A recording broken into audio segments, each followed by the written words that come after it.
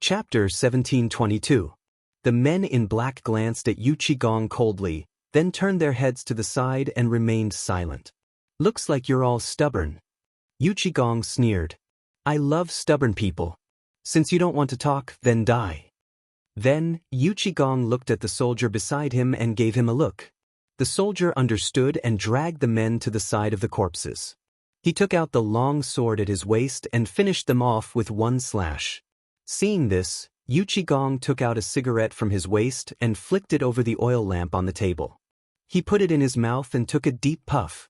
He exhaled the smoke and muttered to himself, "This is the 5th batch tonight. Chang, and is going to be chaotic." Then, Yu Qigong glanced at the men in black squatting in the corner and frowned. These people were just caught, but they were from Zhenla, Tubo, and Tuyuhun. The Tang dynasty was on good terms with these countries, so he couldn't just kill them. But after interrogating them for a long time, there was no result.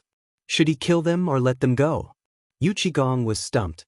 He glanced at the men in black, then looked at the soldier beside him and said, "Lock them up. Don't let any of them escape." Then, he turned and walked out of the house. The next day, early morning. As the morning bell rang, the morning court officially began. At this time, the hall was filled with officials holding white jade tablets. They all looked solemn and serious. Li Shimin sat on the dragon throne and looked down at everyone. "Greetings, Your Majesty." The officials bowed. "Everyone please rise." Li Shimin waved his hand and gestured for everyone to rise. After getting up, Yu Qigong stepped forward and bowed. "Your Majesty, last night, a large number of Tubo, Tuyuhun, Indian, Turkic, and even Goguryeo spies appeared in Chang. They seemed to be after that cotton coat." What? Li Shimin's eyes flashed with disbelief. He knew that once the cotton coat was revealed, the foreign ambassadors in Tang would definitely take action. But he didn't expect to catch so many in one night. From this, it could be seen how tempting this thing was to them. These places, especially Goguryeo, the Turks, Tubo, and Tuyuhun, did not have a good winter. Almost every year, it was up to the heavens to see if they could survive. But now it was different. Feng Zi had created such a thing. Once this thing flowed into these places, what would the consequences be? Li Shimin knew this better than anyone else. It was almost as if the cold no longer affected or weakened them. This was not a good thing for the Tang dynasty. However, the most troublesome thing right now was Tubo and Tuyuhun. Although there were plans to target them, these plans were still in progress. Furthermore, whether or not he should give it to her was a difficult question. Li Shimin knew that the reason these envoys did not come to court today was probably because they were considering the matter of the missing people last night. Once they recovered, then tomorrow's morning court session, Li Shimin's expression could not help but change. But he still flicked his sleeves and said calmly, "Minister Yuqi, what do you think about this?" At this moment, the officials in the court were in an uproar. Previously, they had thought that this was rather baffling. After all, the Tang envoys were always very low-key in Chang. How could such a thing happen? But what did His Majesty mean? The Emperor meant, could it be that all of this was real? For a moment, the court was in an uproar. What? The Turk spies? Why did these spies come to the Tang dynasty? Could it be that these guys have some bad intentions? On the dragon throne, Li Shimin frowned and glanced at the crowd. Seeing this, Little Gizi hurriedly shouted in a sharp voice, "Stop arguing." Hearing Little Gizi's words, everyone quickly stopped talking and stood respectfully in place. Seeing this, Li Shimin shifted his gaze to Yu Qigong and said slowly, "Yu Qigong, tell me in detail what happened last night." "Yes, Your Majesty." Yu Qigong regained his composure and said, "Last night, when I was patrolling Chang, I discovered quite a number of men in black. Later, I sent guards to apprehend them, but they were discovered to be Turkic spies. After interrogating them, they refused to say anything and were killed by me. However, later on I discovered quite a number of spies from Zhenla, India, Tubo, and Tuyuhun. Among them, there were even some Wuxia spies who wanted to break into Zhang Mansion at night. I didn't dare to make a decision." Hearing this, Li Shimin frowned. The Turks and Indians were easy to understand. They were just spies for some information. Just kill them. But why would these Wuxia pirates break into the Zhang residence at night? Could it be related to the recent cotton clothes? I need to interrogate them more. And Jinla, Tubo, and Tuyuhun? The Tang dynasty has always been on good terms with them. What are they thinking now that they sent spies? If I kill these people, it will inevitably cause conflict between the two countries and may cause some unnecessary trouble. But if I don't kill them, I can't show the imperial power of the Tang dynasty. This is a bit difficult. Chapter 1723. He glanced at the crowd and said slowly, "Dear ministers, what do you think we should do with these spies?" As soon as he finished speaking, everyone frowned. They looked at each other and pretended to be mute. Wei Zheng, who was standing at the front, turned his head and glanced at the crowd with disdain in his heart. He thought to himself, "You guys are usually the ones who quarrel the most. Why aren't you talking now? Why are you all pretending to be mute?" After a cold snort, Wei Zheng took a step forward with the white jade tablet in his hand. "Your Majesty, I suggest that we release all these spies." Li Shimin looked at Wei Zheng in surprise. "Dear Minister, why do you suggest that we release these spies?" "Yes, why do you want to release these spies, Lord Wei? Don't you know what kind of harm it will cause to the Tang dynasty if we release these spies?" Everyone looked at Wei Zheng with a puzzled expression. "Let's not talk about what kind of loss it will cause to the Tang dynasty. Even if we kill them, there will be spies who will continue to sneak into the Tang dynasty. There are thousands of spies. Can you kill them all? If we release these spies, it will be different." Wei Zheng smiled faintly and said slowly. A grand scribe walked out and asked curiously, "What's the difference?" Wei Zheng glanced at the grand scribe and said, "If we release these spies, we can numb these countries and make them relax their vigilance. It will be more convenient for the Tang dynasty to do things." "How can we do that? If we release these spies, they will think that the Tang dynasty is afraid of them." The grand scribe waved his sleeve and was very dissatisfied. Then he looked at Li Shimin and said, "Your Majesty, please give the order. I am willing to lead the army to immediately attack Tubo, Jinla, and other countries. I only need 200,000 soldiers." As soon as he finished speaking, a row of generals stood up as if they had been injected with chicken blood. "Your Majesty, I only need 150,000 soldiers to immediately attack Tuyuhun and show the imperial power of the Tang dynasty. Your Majesty, I only need 100,000 soldiers to attack the Wuxia pirates." Everyone presented their memorials one after another, expressing their determination to establish their careers. "Nonsense." Zhang Sun Wuji immediately stood up and scolded, "The Battle of Chiotzi is getting more and more intense. How can we attack other countries? Moreover, Lord Wei is right. Releasing these spies is undoubtedly the best choice for the Tang dynasty." Zhang Sun Wuji ignored the grand scribe and turned to Li Shimin. He cupped his hands and said, "Your Majesty, this subject suggests that we release these spies." As soon as he finished speaking, the other civil officials exchanged glances with one another before stepping forward one after another. "Your subjects agree." "This subject agrees." Seeing this, Li Shimin narrowed his eyes. He didn't say anything, but his mind was racing. According to Wei Zheng, releasing the spies and continuing to maintain a good relationship with Jinla, Tubo, and Tuyuhun would also numb the enemy and make them think that the Tang dynasty was afraid of them. At most, they would lose some face. In this way, it would be more beneficial for the future development of the Tang dynasty. However, if they started a war with these countries, the Battle of Chiotzi would definitely be affected. Once they became angry and joined forces with the Turks, India, and other countries, the Tang dynasty would definitely not be able to stop them. At that time, it wouldn't be a matter of a few spies, but a matter of several countries. Forget it, it's better to release these spies. After making up his mind, Li Shimin glanced at the crowd and said in a deep voice, "I have decided to release the spies." As soon as he finished speaking, the faces of the generals changed. They hurriedly cupped their hands and said, "Your Majesty, you can't. If you let these people go, what will happen to the imperial prestige of the Tang dynasty?" "Yes, Your Majesty, you can't let these people go." Li Shimin narrowed his eyes and waved his sleeves. "I have already decided on this matter. There is no need to discuss it further. Yu Qigong, Release these spies immediately after the court is dismissed. After that, Li Shimin walked out of the side hall without looking back. Imperial Study. Li Shimin sat on the dragon throne with a lit cigarette in his hand. He took a deep puff and exhaled smoke, looking like he was enjoying it. After a while, a few heads popped out of the door. Li Shimin took a closer look and found that it was Yu Qigong and the others who were in the court just now. Come in. Li Shimin took the cigarette and said lightly. Hearing this, Yu Qigong, Xing Yaojin, Wei Jing, Zhang Sun Wuji, and the others walked into the Imperial Study together.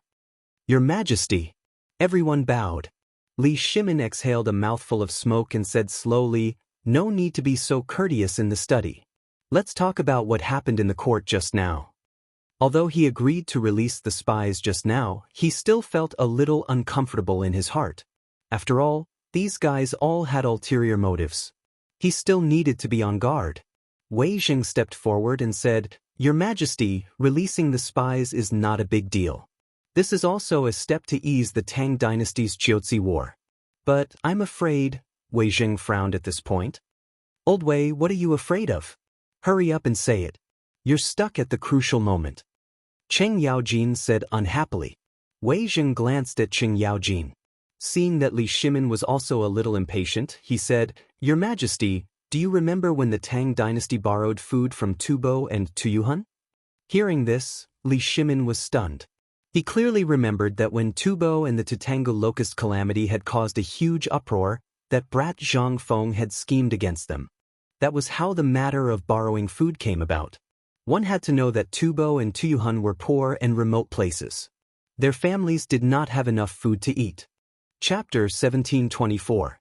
Thus, they half sold and half gave the pigs to the great Tang. At that time, in the eyes of the Tubo and Tuyuhun, these were filthy animals. They couldn't even fill their stomachs, so how could they feed the pigs? Of course, the people of Chang and city also thought the same. They all thought that Zhang Feng and himself were crazy to want such things. However, they didn't expect that Zhang Feng's behavior would shock everyone. He used inferior pork to make braised meat and began to sell it in Chang and city. At first, people couldn't accept this thing. Later, people gradually tried it until they were fascinated. Thinking of this, Li Shimin felt a burst of satisfaction. After all, this matter made him proud. He smiled and said, Of course, I remember. What's wrong? My dear minister. Wei Jing sighed secretly and said, Your Majesty, have you ever thought about what if Tubo and Tuyuhun ask us for food this time? Hearing this, Li Shimin frowned. He really didn't think about this problem because Tubo and Tuyuhun didn't mention this matter at all. It was as if this incident had never happened. Everyone had forgotten about it. Now that Wei Jing mentioned it, he slowly recalled. Have you thought of a way? Li Shimin asked. As soon as his voice fell, Cheng Yaojin jumped out. What way? We've already borrowed it. Your Majesty, let's be straightforward and not return it. Yes, those two guys won't dare to come to the Tang dynasty. To the side, Yu Qi respectfully agreed. Wei Jing denied, No, this matter must be dealt with. Otherwise, it will affect the relationship between the Tang dynasty and the two countries. Li Shimin frowned. If it were other countries, they wouldn't return it. However, Tubo and Tuyuhun had always been friendly with the Tang dynasty. Moreover, the people of the two countries were still in a state of food shortage. The people did not have enough to eat, and there were internal riots. The Tang dynasty had just sent 100,000 soldiers to help them stabilize the situation. If things turned sour at this time, what would happen to the soldiers of the Tang dynasty? What if the other side flew into a rage out of humiliation and joined the Battle of Qiuzi? Then what do you think we should do? Li Shimin took a puff of his cigarette and said slowly. Wei Jing said with an embarrassed expression, Your Majesty, the Tang dynasty doesn't have much food in reserve. It's not enough to repay the debt. In fact, he didn't have a solution in mind. He just brought it up for everyone to discuss. Damn, since you don't have anything to return, why did you keep talking? If you want me to say it, what's there to return? I borrowed it with my own ability, why should I return it? Cheng Yaojin said in a sarcastic tone. That's right. Those two old fellows can't even take care of themselves right now. How would they have the time to ask for food from us? I think you guys are worrying too much. Yuchigong also laughed it off. In fact, Li Shimin had thought of not returning the debt. However, because of the Battle of Chiotzi, he couldn't do that. After all, he was the emperor and had to think of the entire Tang dynasty. At this time, Zhang Sun Wuji, who had been silent all this time, stood up and smiled faintly. Your Majesty, this matter was planned by Zhang Feng. It's reasonable to say that he should solve it. Hearing this, Li Shimin slapped his thigh and said in realization, yes, it was that boy's idea. He should solve it. Everyone nodded secretly as if to say that it was all this boy's fault. Let's go and find that boy. Li Shimin stood up and walked directly to the door, followed by everyone. Zhang Mansion. Zhang Feng was supervising the servants and maids to make cotton-padded clothes. Yesterday's cotton-padded clothes were sold out as soon as they went on the market. He had to hurry up and make some today, or they would be out of stock. Under his tireless guidance, a rough roar came from outside the door. Fengzi, are you home? Zhang Feng pricked up his ears. Yes, it must be old Cheng and old Yu again. These two voices could be heard 2 alleys away. He didn't need to look to know who they were. Zhang Feng walked to the door and saw Lao Li and the others. He smiled faintly and said, I'm home. Come in. Okay, we thought you weren't here. Cheng Yaojin stepped forward and put his arm around Zhang Feng's shoulder and said with a smile. Yu Qigong also laughed at the side. Only Li Shimin and Wei Zheng had sullen faces, as if someone owed them money. Seeing this, Zhang Feng said with a smile, What's wrong? Lao Li old Wei, who owes you money? It's all your fault. Li Shimin rolled his eyes at Zhang Feng. After saying that, he walked toward the study of the Zhang residence. Wei Zheng sighed inwardly, glanced at Zhang Feng, and followed Li Shimin. Zhang Feng was confused for a moment. He pointed at Li Shimin's back and said to Cheng Yaojin, What's wrong with Lao Li? What trouble did I cause? Don't pay attention to him. Let's go to the study and get some good wine for me and old He. Cheng Yaojin waved his hand and pulled Zhang Feng into the study. Yes, don't pay attention to him. Bring out your good wine. Yu Qigong also laughed at the side. Zhang Feng scratched his head and didn't think too much. He said to Du Ziting, who was working in the courtyard, Old Du, bring 2 jars of good wine to the study and make a few dishes. Du Ziting understood and quickly went to prepare. After saying that, the 3 of them walked to the study with their arms around each other's shoulders. Chapter 1725. In the study, Li Shimin was sitting on a chair with a cigarette in his hand. His face was full of worry. Wei Zheng, Zhang Sun Wuji, and the others were also unhappy. Seeing this, Zhang Feng went up and asked, What's wrong with you guys today? Why are you all the same? Wei Zheng tilted his head and looked at Li Shimin. Seeing that the latter was unwilling to speak, he sighed. He looked at Zhang Feng and said, Fengzi, do you remember the last time when Tubo and Tuyuhun borrowed food? Of course I remember. Zhang Feng took out a cigarette from his waist and walked to the light. He took a deep breath and said, What happened? He could be said to be the leader of this matter. Braised meat was popular at that time. How could he not remember? It's good that you remember. Wei Zheng nodded and continued. I heard from Lord Zhangsun that last night, many spies from Tujue, Tubo, Tuyuhun, Jinla, and other places were caught in Chang. They seem to want your cotton-padded clothes. Want my cotton-padded clothes? Zhang Feng glanced at Wei Zheng as if he had expected this. This is normal. I just didn't expect them to come so quickly. The cotton-padded clothes were a unique thing. To Tujue, Tubo, Tuyuhun, and other places, it was a divine item. Moreover, when the cotton-padded clothes were sold, it had already caused a stir in Chang. Tujue, Tubo, Tuyuhun, and other places were like hungry wolves that smelled meat. How could they let it go? Naturally, they would pounce on it. Therefore, this was not difficult to understand. It was just that he did not expect the other party to come so quickly. The cotton-padded clothes had just been sold and the other party had already known about it. From this point of view, there were many spies from Tujue, Tubo, Tuyuhun, and other countries lurking in Chang, and their strength was not low. Regarding Zhang Feng's prediction, everyone just looked at him in surprise and did not say anything. After all, They also knew how terrifying the benefits of the cotton-padded clothes were. It would be abnormal if they didn't have any ideas about it. Wei Jing nodded and said, "The spies were caught."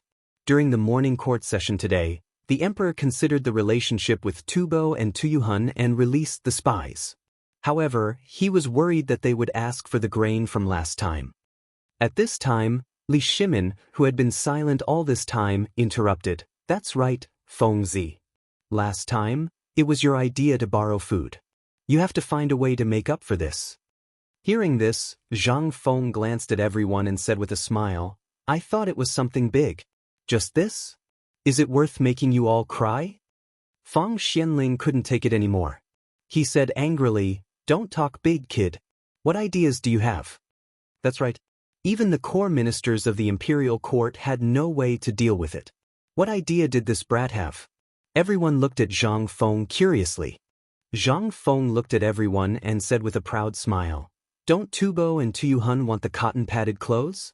As long as we use the cotton-padded clothes to shut their mouths, they won't come to the Tang dynasty to ask for grain." As soon as he finished speaking, Li Shimin said with a hint of anger, "Don't you know what cotton-padded clothes mean to Tubo and Tuyuhun? If the cotton-padded clothes were given to these countries, they would not be threatened by the cold, and their national strength would be greatly increased. This was not a good thing for the Tang dynasty." Cheng Yaojin picked up a bowl of wine, swallowed a mouthful, and said with a smile, "Maybe this brat is holding back some evil ideas." Yu Qigong poured himself a bowl of wine and echoed, "That's right. Would he let himself be taken advantage of?" Zhang Feng glanced at everyone and smiled faintly, "Let me ask you first. How much is Tubo and Tuyuhun producing now?" Wei Jing frowned slightly, thought for a moment, and said, "About 10,000 stones a year." Li Shimin nodded. In fact, he didn't know about this. Zhang Feng took a puff of his cigarette and said slowly, "The people in Tubo like silk. Since that's the case, we'll cater to their preferences. We'll use silk made from silk and mulberry silk to exchange for the right to sell cotton-padded clothes. In other words, we'll sell them the right to sell the cotton-padded clothes. If it doesn't work, we can also get some leather products. They're cold all year round, so we can shut the mouths of those Tubo people." Li Shimin frowned as soon as he finished speaking. Exchanging cotton-padded clothes and mulberry silk for the right to sell cotton-padded clothes would make these two countries dependent on the Tang dynasty in the long run. After all, they were cold all year round. Once the cotton-padded clothes were shipped there, they couldn't leave. However, the other party was not a fool. Would they agree? Li Shimin looked at Zhang Feng and asked, "Will they agree with what you said? And it's a little too obvious?" After all, anyone with a discerning eye could tell that this was squeezing the savings of the two countries. The other party might not agree. The current situation doesn't allow them to disagree. Zhang Feng waved his hand and said directly, "We have the initiative now, so we have to be straightforward. Moreover, there's no need to say more about the use of cotton-padded clothes. They will naturally understand. After all, there's a lot of profit in this matter. If they take it, not only can they shut the mouths of those starving people, but they can also stabilize the hearts of their people and stabilize their situation. This will only be beneficial for the Battle of Chiotsi. Because if things go wrong, this battle is likely to lead to an all-out war between the Tang dynasty and the Turks." Chapter 1726. Speaking of this, Zhang Feng seemed to have thought of something. The war between the Tang dynasty and the Turks? Wasn't it the second year of Xinguan that was recorded in history? And now, it was the winter of the second year of Xinguan. Wasn't that the Turks were coming soon? Thinking of this, he frowned. The attack of the Turks was recorded in real records. It was definitely not groundless. Now, they were facing the attack of the Turks, and there were less than a few months left. It seemed that he had to prepare something. Li Shimin saw Zhang Feng's expression and thought that it was not feasible, so he quickly asked, "What's wrong? Fengzi, is it not possible?" Zhang Feng shook his head, and a trace of worry flashed in his eyes. "It's not about the Tubo and Tuyuhun, but I thought of something else." "What is it?" "How could she make a reckless brat like you so worried?" Cheng Yaojin laughed at the side. He was right. Zhang Feng had always acted like a cynical boy, and there were not many things that could make him worry. Cheng Yaojin's words aroused everyone's curiosity. Looking at everyone's puzzled faces, Zhang Feng sighed and said slowly, "This winter, the Turks will come to the Tang dynasty to kidnap." Before he finished speaking, Li Shimin's body suddenly shook, and the cigarette in his hand fell to the ground. He looked at Zhang Feng in horror. "Fengzi, is what you said true?" "Yes, Fengzi, this matter can't be joked about." "Fengzi, how did you know?" Everyone's eyes widened, and they looked at Zhang Feng in surprise. Now, the Tang dynasty and the Turks were at war, and both sides were on high alert. How could they come to the Tang dynasty to kidnap? In other words, the Turks no longer had any other forces to come to the Tang dynasty, so there was no reason for them to plunder the Tang dynasty. Zhang Feng glanced at the crowd, paused, and then said, "I heard my master mention this by chance. He said that there will be a huge snowstorm in the Turks this winter. Due to years of war, frost, drought, and other natural disasters, countless cattle and sheep will be frozen to death. Even people will not be spared. This is the main reason why the Turks came to the Tang dynasty to plunder." "What?" Li Shimin exclaimed. "The Turks can freeze cattle, sheep, and people to death." He had heard of his master, Zhang Feng, more than once. He could be said to be a prophet. Previously, he had predicted a plague of locusts, and in the end, a plague of locusts had really appeared.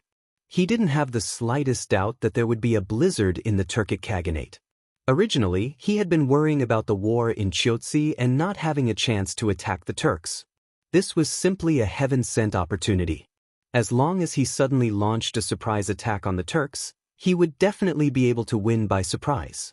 Li Shimin quickly asked, "Fengzi, did your master say anything else? For example, if we take this opportunity to attack the Turks, will we be able to win?" Cheng Yaojin and Yu Qigong at the side heard this and instantly became spirited. They also knew that Zhang Feng was talking about his master, so they naturally believed him without a doubt. Moreover, they were all generals who had obtained their current noble titles by virtue of their military achievements. Although their current noble titles were already the highest, their soldiers, children, and grandchildren had yet to achieve any military achievements. They must not let go of this opportunity. Once they succeeded in taking down the Turks, their subordinates, children, and grandchildren would be safe for several generations. Zhang Feng glanced at the fervent gazes of the crowd and sighed. "This won't do. Even though the Turkic Khaganate will lose their livestock in this blizzard, a starving camel is still bigger than a horse. How can we take them down so easily? Moreover, the Tang dynasty still doesn't know much about the environment in the Turks' territory. Once they enter, they will be trapped. If they counterattack at the last moment, the gains won't make up for the losses for the Tang dynasty soldiers. This won't do, that won't do either. You're really making me anxious." Cheng Yaojin rolled his eyes at Zhang Feng, picked up the wine bowl on the table and drank it in one gulp. Yu Qigong at the side couldn't sit still anymore. He glared at Zhang Feng. "Then, Fengzi, what do you think the Tang dynasty should do? Are we just going to wait for the Turks to come and rob us?" "That's right. Since we can't attack by force, we can't just wait for the Turks to come and rob us, right? One must know that those fellows eat people without spitting out the bones. Don't expect them to treat the people on the Tang dynasty's border kindly." Li Shimin waved his hand, indicating Cheng Yaojin and Yu Qigong to stop quarreling. Seeing this, the two resentfully glared at Zhang Feng. Each of them held a wine jar and didn't say anything. "Fengzi, although their words aren't pleasant to hear, they make some sense. The Turks are in great trouble now. This is a good opportunity for the Tang dynasty to take them down. How can we let it go so easily?" Li Shimin looked at Zhang Feng and said seriously. He himself very much wanted to take down the Turks. Since the Wei River alliance, this matter could be said to be the biggest knot in his heart, and also a shame. At that time, the two fellows of the Eastern Turks, Xieli and Tuli, didn't abide by the treaty and suddenly sent troops. The main force entered the Wei River and went straight to Chang'an City. At that time, Chang'an's military strength was empty, and everyone was in danger. He had no choice but to sign another treaty with Xieli and Tuli on the Wei River Bridge. Although the danger of Chang'an was temporarily alleviated, this matter also became a thorn in his heart that couldn't be removed for a long time. Now that there was such an opportunity, how could he let it go? Zhang Feng looked at Li Shimin deeply. He knew what the other party was thinking. Didn't he want to take this opportunity to destroy the Turks? Chapter 1727. It was a good idea, but how could the Turks be so easy to destroy? You should know that the Turks have always lived in tribes. They usually only care about themselves, but once there is a threat, they will immediately gather together and form a powerful force. This kind of force can't be underestimated. In addition, the weather over there is extremely cold, and the night and the day are two different worlds. Even if the Tang dynasty soldiers wear cotton-padded clothes, they can't withstand such a sudden drop in weather. Plus, we don't know much about the Turks, so we'll just be courting death if we go there. This, Li Shimin frowned. Such a good opportunity, but Zhang Feng actually asked him to give it up? If he really gave it up, once the Turks recovered, it would be even more difficult to fight in the future. But if they really attacked, according to Feng Zi, the Tang dynasty soldiers had never experienced such weather before. Even if they wore cotton-padded clothes, how could they withstand it? Moreover, the Tang dynasty didn't know much about the Turks. If they were ambushed or shot, the Tang dynasty soldiers would die in a foreign country. The most important thing was the counterattack before death. He himself was a commander in war, so he deeply understood that the potential before death was very terrifying. Li Shimin sighed, looked at Zhang Feng and asked, "Then, Feng Zi, if the Tang dynasty doesn't attack, how should we deal with the Turks?" Even if they didn't attack, they had to take some precautions. They couldn't let this guy get any benefits. Hearing Li Shimin's words, Cheng Yaojin and Yu Qigong immediately lost their patience. The wine in their hands was no longer fragrant. They threw away the wine jar and looked at Li Shimin. If these bastards are not killed, sooner or later, they will be a threat to the Tang dynasty. The two were filled with righteous indignation and high spirits. They were a little selfish and wanted to earn some merits for their descendants and subordinates. But more than that, he wanted to get rid of this scourge for the Tang dynasty and protect the people of the Tang dynasty. After all, they were the Duke of Yi and Duke of Lu of the Tang dynasty, so they were aware of this. Seeing this, Li Shimin glared at the two of them. Only then did they angrily sit on the chair and pant. Zhang Feng glanced at Cheng Yaojin and Yu Qigong. He took a deep puff of his cigarette and exhaled the smoke. Then he looked at Li Shimin and said slowly, "Actually, I can understand old Cheng and old Yu's feelings. Those bastards must be killed, but not now. The most important thing for us now is to lay out the plan." "Lay out?" Li Shimin asked in surprise. "How?" Just now, when he saw Zhang Feng's expression, he knew that he had a way. Otherwise, he would not have told him the news so easily. Zhang Feng swept his gaze across the crowd and said seriously, "Firstly, scorched earth and cleared fields. This scorched earth and cleared fields is a vicious strategy. You have to be vicious to your enemies and to your own people. Aren't those Turks going to invade Great Tang and plunder resources at the borders? Then we won't leave anything for them. As long as you tell the Lord Zhangsun to let the Lord Zhangsun submit a memorial to His Majesty, let the soldiers at the border take the people and flee to Chang. Before they leave, burn the houses, kill the livestock, take the gold and silver, and everything that can be taken. If we don't leave anything for the Turks, I'll see what they will rob." Li Shimin narrowed his eyes. Obviously, he was thinking carefully. The scorched earth strategy had been recorded a long time ago. Sun Yu of the Three Kingdoms had used this strategy. Although he destroyed his own things, he also dealt a heavy blow to the Turks who came to rob. They could not rob anything. Without supplies, they would be less of a threat to the Tang dynasty. Wei Jing stroked his beard and said, "This strategy is good. At least it can make the Turks return empty-handed." Zhang Sun Wuji and Fang Xianling also nodded secretly, thinking that this strategy was feasible. "Feng Zi, go on." Li Shimin reminded him. Zhang Feng nodded and continued, "The second strategy is to attack the mind. As I said just now, although the Turks are powerful, they are pieced together by tribes. Once people are separated, their beliefs will be different. For example, the Eastern Turks worship the wolf god, the Western Turks believe in the longevity heaven, and the Eastern and Western Turks are composed of various tribes. Among the tribes, there are other beliefs such as the fire god, the water god, the god of plagues, and so on. Li Shimin nodded and said, "Indeed, the Turks have many beliefs. Almost every tribe has its own god. Because of different beliefs, there are long wars between the tribes, and the casualties are not less than that of a war. However, what does this have to do with what you said? He was the ruler of a country. Naturally, he had to understand the habits and customs of his opponents. Only in this way could he win every battle. Long ago, he heard that there was a dried wolf bone in the tent of the leader of the Eastern Turks. That was the heavenly wolf god, which was their belief. The Western Turks believed in the longevity heaven. They believed that everything in front of them was given by God. Therefore, they would pray 3 times a day, including during meals. Chapter 1728. In addition to these, there were many other beliefs. But, why did this guy mention this now? Wei Zheng and the others were also confused.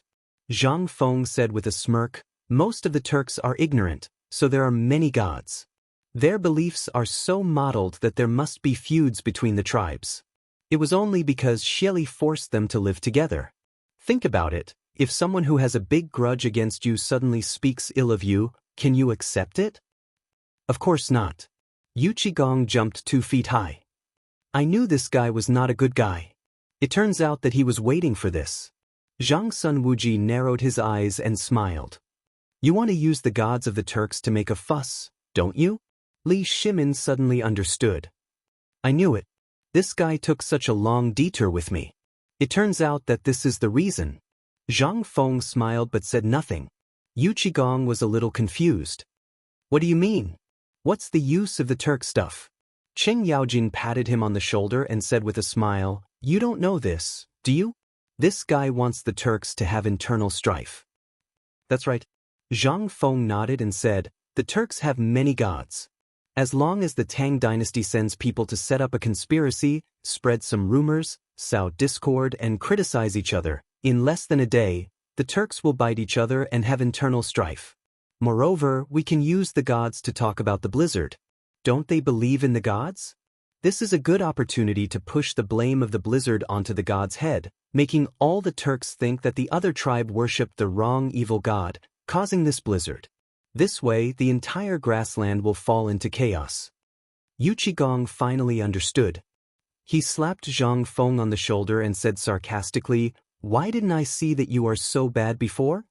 He used to think that this kid was just frivolous, but now it seemed that he was really full of evil tricks. Cheng Yaojin glanced at Zhang Feng with some dissatisfaction. "Yeah, not only is he full of bad ideas, but he's also a miser. We've already finished our wine, but he doesn't even know how to refill it. What do the two of you know? Although this plan is a little poisonous, the Turks don't need to talk about morality." Li Shimin rolled his eyes at Cheng Yaojin and Li Yundong. "That's right. What's the point of talking about morality when dealing with Turks? Just kill them and be done with it." Zhang Feng's eyes flashed with a fierce look. He did not have any good feelings towards these foreign races. Those who are not of our clan will definitely have different intentions. Back then, during the Jin dynasty, the 5 barbarians were in chaos. They occupied the northern part of the Central Plains and established political power for decades. At that time, the barbarians viewed the Han people as pigs and dogs. They called the Han people 2-legged sheep. Not only did they kill them wantonly, they even roasted and ate them. The entire land was littered with bones, and there was no smoke for thousands of miles. That period of time was the death of the entire race. It was also the humiliation of the entire race. Luckily, the national hero Ran Min appeared and issued the order to kill the barbarians. Only then did they have a chance to breathe. Thinking of this, Zhang Feng's eyes flashed with a strange light. If Ran Min could use the order to kill the barbarians, then he could use it as well. The Han people had irreconcilable enmity with any foreign race. Perhaps because he saw Zhang Feng's fierce look, Li Shimin could not help but ask, "Feng Zi, are there any other problems?" Hearing these words, everyone turned their gazes to Zhang Feng. Zhang Feng swept his gaze over the crowd and paused for a moment before saying, "That's right. Although the first 2 plans can slow down the Turks' invasion, it is impossible to eliminate them all. The fear of hunger will still make them invade. Damn, after all this time, it still doesn't work. Then let's fight them. That's right. If it really doesn't work, then let's fight. Cheng Yaojin and Yu Qigong spoke from the side. Why you guys in such a hurry? Listen to me, I have a third plan. Zhang Feng rolled his eyes at the two of them and said slowly, do you guys still remember Ran Min? Hearing these words, Li Shimin's eyes flashed with a strange light. He was the emperor, and the emperor on horseback. The two words Ran Min were like thunder to his ears. Now that this brat mentioned Ran Min, could it be? Everyone became nervous and looked at Li Shimin, especially Zhang Sun Wuji. When he heard Ran Min's name, he knew what Zhang Feng was going to say next. The order to kill the barbarians. One must know that Li Shimin also had a trace of barbarian blood in him. Wasn't this just asking for trouble? However, Li Shimin didn't seem to have any abnormalities. He just smiled faintly and said, Fengzi, continue. Zhang Feng nodded and said, although the first two plans can resist the Turks, once they unite again, they will be an amazing force. The fear of hunger will make them do anything. Therefore, we need to mobilize the power of the masses. The Tang dynasty doesn't have much, but we have a lot of people. There are also many Lulin and rangers on the northern border. As long as you go to Lord Zhangsun and ask the imperial court to issue a decree to kill the barbarians, the imperial court will reward you with money for every Turk's head. This will arouse the determination of the entire Tang dynasty to resist the Turks. That's right.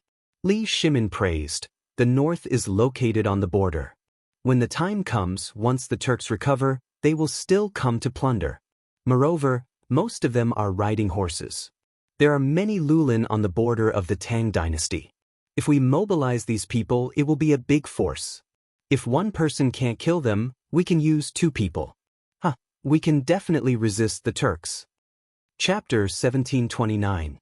Although he had some Hu blood in him, he didn't have a good influence on these Hu people.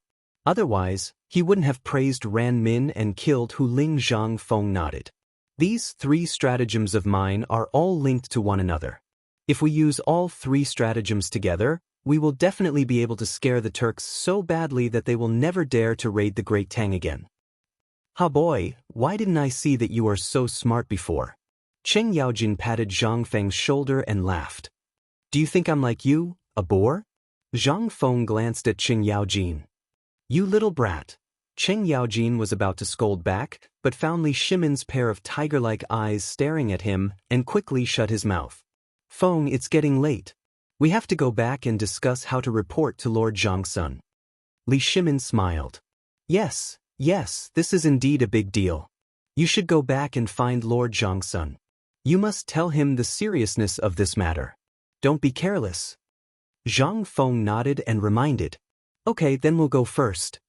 After that, Li Shimin cupped his hands and quickly walked out of the room. Everyone followed closely behind. You must remember the seriousness of this matter. Zhang Feng reminded him loudly. Li Shimin waved his hand, indicating that he understood. Outside the door, Li Shimin put his hands behind his back and looked gloomy. This time, he came to the Zhang mansion just to solve the problem of Tubo and Tuyuhun. He didn't expect Zhang Feng to bring up the Turks. This was truly a case of one wave rising after another before the first wave had even subsided. However, he never doubted Zhang Feng's words. Instead, he trusted him. Although he had 3 plans to defeat the enemy, he still had a trace of worry in his heart. This might be the sense of crisis as an emperor. He turned his head and glanced at everyone. Everyone, go back to the imperial study to discuss political affairs. After that, Li Shimin walked forward without looking back. Everyone looked at each other and followed closely behind without saying a word. No one spoke a word along the way. Everyone rushed back to the imperial study. Li Shimin sat on the dragon throne with one hand supporting his head and the other holding a cigarette. You all heard what Feng Zi said just now. Tell me what you think. Everyone looked at each other, but no one had the intention to speak. After all, this matter was far too important. The Turkic invasion had yet to be confirmed, so how could they speak of it? Li Shimin lit the cigarette on the oil lamp and took a puff. He glanced at the crowd and finally fixed his eyes on Wei Zheng. Wei Zheng, you say something. Wei Jing cupped his hands and said, "Your Majesty, I just heard from Feng Zi that this matter was said by his master. I think it is most likely true." Li Shimin nodded and exhaled a mouthful of smoke. "Well, to go on. I think the 3 plans Feng Zi mentioned just now are feasible. First, the Turkic people are located at the northern border of the Tang dynasty. Once they invade, they will cause immeasurable losses to the people at the border. If we evacuate the people and supplies at the border, the Turkic people who travel long distances will not be able to get supplies. Without horses and food, we can turn from passive to active. Second, according to the report of the spies of the Tang dynasty and the Turkic people, there are indeed many gods in the Turkic people, and there are often wars between the tribes. Third, the foreign races have always had a great hatred for us, not to mention the Lulin and wanderers at the border. Once the order to kill them is issued, it will definitely cause a reaction." Li Shimin glanced at everyone. "What about you? What do you think?" "I think it is feasible." "I second it." Li Shimin nodded and said, "In that case, Yu Qigong and Qing Yaojin will be in charge of scorching the defense and clearing the wilderness. They will evacuate all the people at the border. If they can take away the things, take them away. If they can't, burn them. Wei Zheng will be in charge of contacting the spies of the Tang dynasty in the Turkic people and let them leak information to cause a disturbance in the grassland. The order to kill them will be issued after these 2 things are done." "Yes, Your Majesty. Yes, Your Majesty." Everyone bowed. After receiving the order, Yu Qigong and Qing Yaojin immediately left the imperial study. As generals, they naturally knew the importance of this matter. They took 2 horses from the guards and mobilized 10,000 people to gallop toward the border. The border was not very far, but it was not close either. Even if they rushed without stopping, it would still take a day and a night. But when they thought of the people at the border, they were shocked. In order to reduce the casualties of the Tang dynasty, they ordered that everyone could only rest for 2 hours a day. Finally, under the tireless rushing of the people, the large group arrived at Yanmen Pass on the 3rd day. When the soldiers guarding the pass saw Qing Yaojin and Yu Qigong holding the token in their hands, they quickly let them pass. The north had been barren since ancient times. At a glance, there were only deserts and very few people. Because the people at the border had to resist the invasion of the Turkic people and the blizzards, most of them lived together and built a large village. However, there was only sand in front of them. There was no living thing at all. This made Yu Qigong dumbfounded. "Alas, old Qing, what about the people at the border?" Qing Yaojin took the straw in his mouth and glanced around. He could not help but frown and say, "How do we know?" "Send 2 soldiers to take a look first." Yu Qigong glanced at the soldier leading the horse and said, "Old Wang, give me the reins. You take a group of people to look for the people nearby." The soldier called Old Wang nodded and handed the reins to Yu Qigong. He then led a group of people and disappeared in front. Chapter 1730. After a while, Old Wang came back with a tall and thin man. Old Wang bowed and said, "General, when I went to look for the village just now, I met a local resident and brought him back." Qing Yaojin and Yu Qigong looked at the man in front of them, and their brows slowly furrowed. Although this person was a man, his body was not as strong as the women in Chang'an City. He was as thin as a match, and his eyes had no spirit at all. They were turbid and had sunken deep into their sockets. His hair was messy like a bird's nest, and his clothes were tattered, with only half a piece of cloth covering his buttocks. In fact, Qing Yaojin had already guessed that the border was extremely poor before he came, but he didn't expect it to be so difficult. There was not even a complete piece of clothing to cover the body. Moreover, looking at the man in front of him, it seemed that he hadn't eaten for a few days. Alas, the people of the Tang dynasty at the border not only had to endure the invasion of the Turks, but they also had to worry about food. Just as Qing Yaojin was thinking about how to ask, Yu Qigong spoke first. "Man, let me ask you. What's your name? Are you from the border?" Hearing this, the man quickly lowered his head and looked like he didn't want to speak. Obviously, this person was often bullied. He was timid and very afraid of officials. Seeing this, Qing Yaojin rolled his eyes at Yu Qigong, then looked at the man and said, "Man, don't be afraid. We are not bad people. We are soldiers of the Tang dynasty." This time, we came to the border to carry out military affairs. We also came to ask you about it. Can you answer my question? Old Cheng was indeed a rough man. When he saw that the man was afraid, he quickly changed his way of communication. However, he couldn't blame him. He said that he had brought a group of people with him. Who knew what he was doing? Besides, this was the border. It was necessary to be cautious. When the man heard Qing Yaojin's words, he raised his head slightly and glanced at him. Seeing the latter smile back, he asked in a hoarse voice with uncertainty, "Really? Are you here to ask us about it?" Cheng Yaojin smiled kindly and nodded. Hearing this, the man said cautiously, "My name is Ergo. I'm from the border." Upon hearing that, Yu Qigong was instantly overjoyed. It's good that he's from the borders. Quick, bring us to him. Before he could finish his sentence, Qing Yaojin kicked him. Lao Tzu, shut up. Yu Qigong couldn't take it anymore. Old Cheng, what are you doing? Qing Yaojin rolled his eyes at Yu Qigong and ignored him. He had already cursed him 1,000,000 times in his heart. Then he looked at Ergo and said, "Ergo, you don't look like you've eaten. Eat something first." After that, Qing Yaojin winked at the soldier leading the horse. The soldier immediately understood and opened the bag he carried with him, revealing a pile of steamed buns and a few pieces of jerky. Instantly, Ergo's eyes were attracted by the white steamed buns. He licked his dry lips and swallowed his saliva. From time to time, he would steal glances at Qing Yaojin from the corner of his eyes. "Eat it. It's all for you." Qing Yaojin smiled. "You're really giving it to me?" Ergo asked uncertainly. In his impression, soldiers were all fierce and vicious. None of them were as nice as Qing Yaojin. He even gave him food.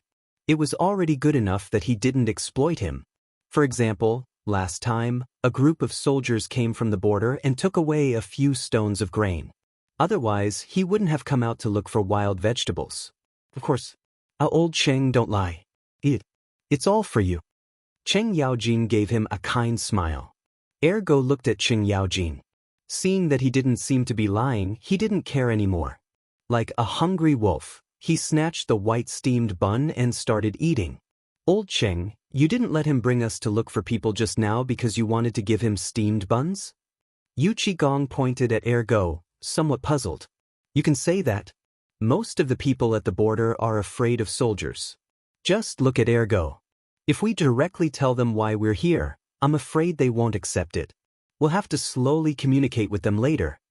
Qing Yaojin looked at Ergo and nodded. "All right then. I'll listen to you." Yu Qigong nodded.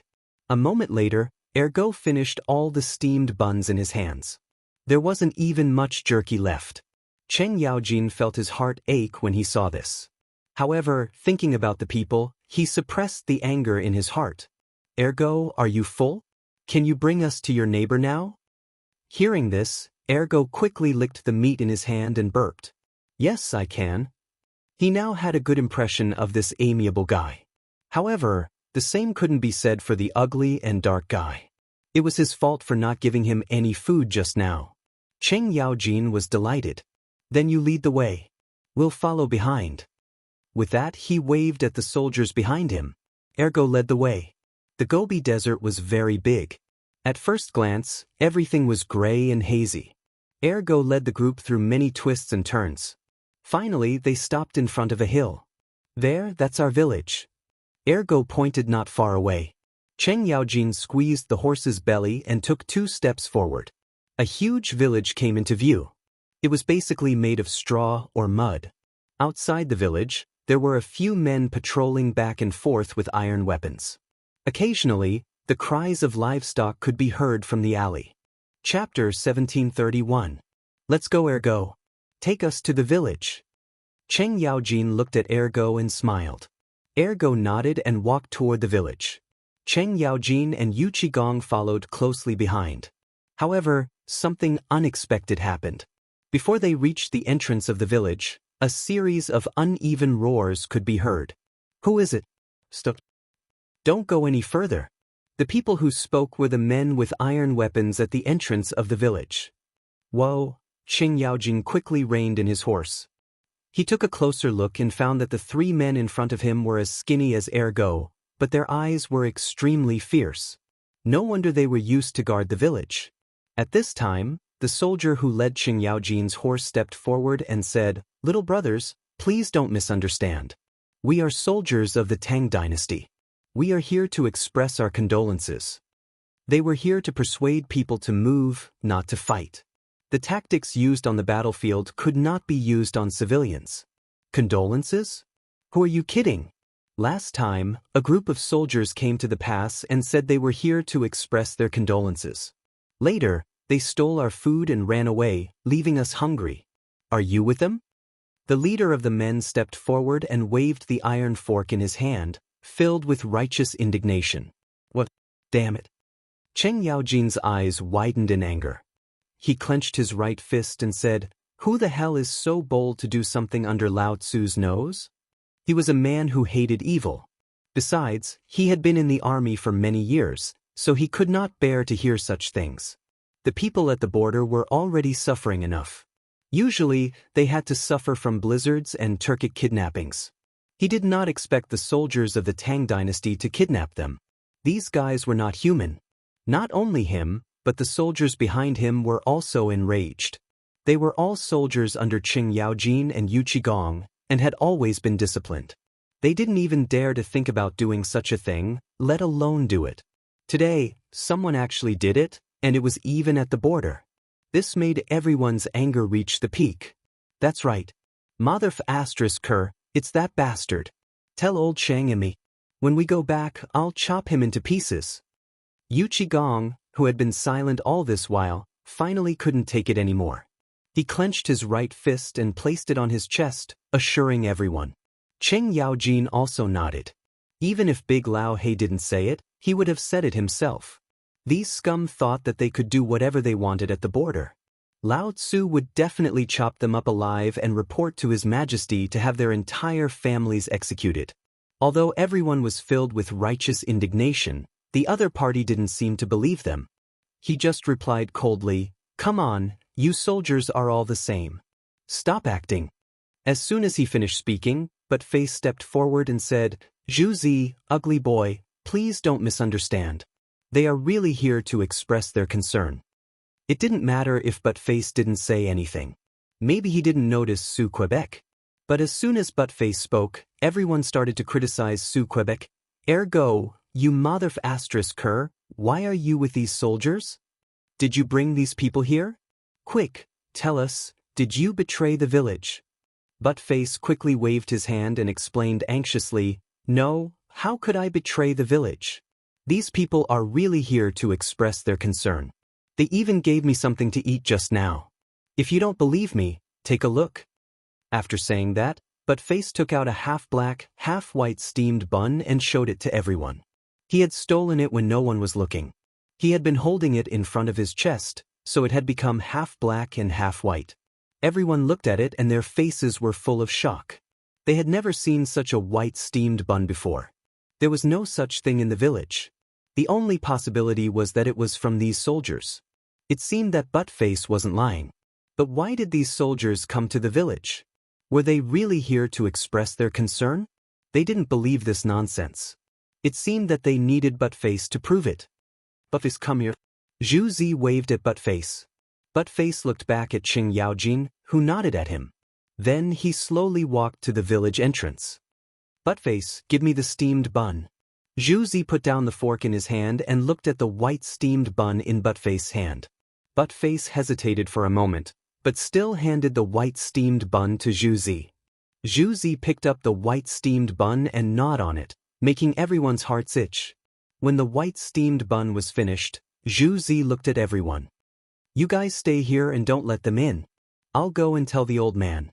After saying that, Zhu Zi pulled Buttface into the village. The two men who were left behind were still looking at Qing Yaojin and the others with forks in their hands. Qing Yaojin didn't know whether to laugh or cry at this scene. If he wanted to force his way in, these two men could stop him. However, from the beginning he didn't want to use force. The people at the border were already suffering enough. How could he have the heart to bully them? And most importantly, this time he came with a mission. After a while, Zhu Zi and Buttface came back. They were supporting an old man with a walking stick. He was about 60 years old and walked very slowly. The old man had sparse hair on his head. He staggered as if he would fall down if he didn't pay attention. Behind them, there was a group of men. There were about 20 of them. Some of them were holding sticks, while others were holding iron weapons. They looked like they were coming in a menacing manner. Chapter 1732. Although these people looked ferocious, they had a common shortcoming, which was that they were thin. Some of them were even skin and bones. No one knew what they usually ate. Another one was that they were poor. Almost all of their clothes were rags. Those who were a little better had a few patches. Otherwise, their buttocks would be exposed. He finally knew why there were no women here. They were not wearing clothes. If a woman came out, wouldn't she be naked? Cheng Yaojin sighed secretly. He had never been to the border before, so he didn't know that life here was so hard. Who are you? What do you want to do in our village? The old man with a crutch was supported by Ergo and Zhuzi. He stepped forward and asked, "Sir, we were sent by His Majesty of the Tang dynasty to visit you." Cheng Yaojin smiled and said, "My name is Cheng Yaojin. He is Yu Qigong." The old man was respected. Looking at this old man's age, he didn't even need to salute His Majesty. Moreover, this old man should be the most important person in the village. Cheng Yaojin? Yu Qigong? The old man savored it carefully, as if he was recalling something. Suddenly, the old man seemed to think of something and exclaimed, "What? You too are the gods of war of our Tang dynasty?" The people behind him also seemed to think of something. They looked at Cheng Yaojin and Yu Qigong in horror. "I finally see living people. The gods of war of our Tang dynasty have come to our village. No, I have to kowtow to my ancestors." After that, the man who was about to kowtow ran back to the village. Obviously, they had all heard of the two. This was normal. Cheng Yaojin had followed Li Shimin to conquer the world in his early years. Who didn't know about him? Not to mention Yu Qigong, who had been famous in the Sui dynasty. Now that the two big shots had come to the village, everyone was excited. Coupled with the troops, Cheng Yaojin's smiling face, and Yu Qigong's ugly face, no one doubted anything. Other than a few bare-bottomed brats scratching their heads, the others were all smiling at the crowd. Hearing someone call them war gods, Cheng Yaojin and Yu Qigong's faces were filled with pride. Their mouths were almost raised to the sky. "That's right. We are the gods of war of the Tang dynasty. This time, His Majesty the Emperor specially sent us here to greet you." Fortunately, there were still people in the borderlands who knew them. Otherwise, this matter would be difficult to handle. A group of strangers came to ask you to move. Would you move? Although it might be better in the future, who knew what would happen in the future? But now, things were different. With the titles of Duke of Lu and Duke of Yi, the other side was eager to move. "Great. I didn't think that two big shots would come to our desolate land. Congratulations. Please come into the village." The wrinkled old man put on a smile and extended his hand to welcome them. Although there were a few people who didn't know what was going on, they still didn't dare to disobey the old man's words. They immediately stepped aside and expressed their welcome. Cheng Yaojin smiled at the old man and said, Then I'll have to thank Elder." Afterward, he turned to the people behind him and said, "Set up camp here.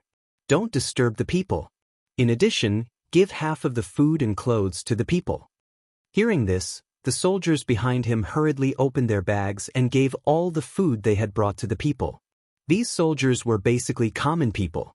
They knew the pain of not having enough to eat, and they knew even more about the bone-chilling cold. Under the strict military discipline of Cheng Yaojin and Yu Qigong, they had always been soldiers who protected the people.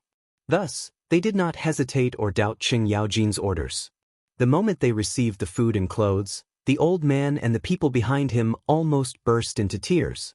Their bodies trembled as they prostrated on the ground and loudly cried out. The heavens have finally opened their eyes. General Tianxi has brought us food. We don't have to worry about starving to death. At this sight, Cheng Yaojin and Yu Qigong were both shocked. Before he started the army, he was also a common person. However, he was slightly stronger than them. It was during this chaotic era that he was able to make a name for himself. Otherwise, They would not even know where they would be now. Seeing how excited the people were after receiving the food and clothes, they also felt a sense of satisfaction. Get up quickly, elder. There's no need to be so polite. Cheng Yaojin helped the old man up and smiled. He had never been bowed to by such an old man before. He could not accept it. The old man was slowly helped up by Ergu. Then he looked at Cheng Yaojin and smiled. Thank you, generals, for bringing us food. Please come into the village to talk. Cheng Yaojin was naturally happy. He and Yu Qigong brought 2 guards and followed the crowd into the village. As soon as they entered the village, they saw a dilapidated scene. The roofs of the thatched houses were full of holes. Most of the pillars in front of the door had been eaten by insects. If it rained, wouldn't they freeze to death? The alley was eerily quiet. Other than the sound of people's footsteps, no other sounds could be heard. As they continued walking, they could vaguely hear the sound of crying. It sounded like a woman's voice. Elder, this is? Cheng Yaojin pointed ahead and asked. Sigh. The old man sighed and looked ahead. That's a widow. Her husband has been dead for a year. She hides in that thatched house every day and cries alone. Chapter 1733. She's been dead for a year. Why didn't she come out and find a man to marry? Yu Qigong interjected. Cheng Yaojin rolled his eyes at him. What a sore spot. Is that something for you to worry about? Although Yu Qigong's words were inappropriate, the old man didn't mind. Of course she wants to come out, but the only clothes in the house were buried with her husband. If she comes out, she'll have to be naked. Cheng Yaojin shook his head. He didn't expect women at the border to be naked. Then how does she eat? Yu Qigong tilted his head. He was also curious about this. The people here didn't even have enough to eat, so how did the widow who didn't go out eat? She has a good friend who lends her clothes at night. At night, she'll go out to dig for wild vegetables and fruits. Usually, when we have extra vegetables, we'll ask the woman to send them to her. If we don't have any, she can only starve. Old man remembered that once, she didn't eat for 3 days. The woman went to see her and thought she was dead.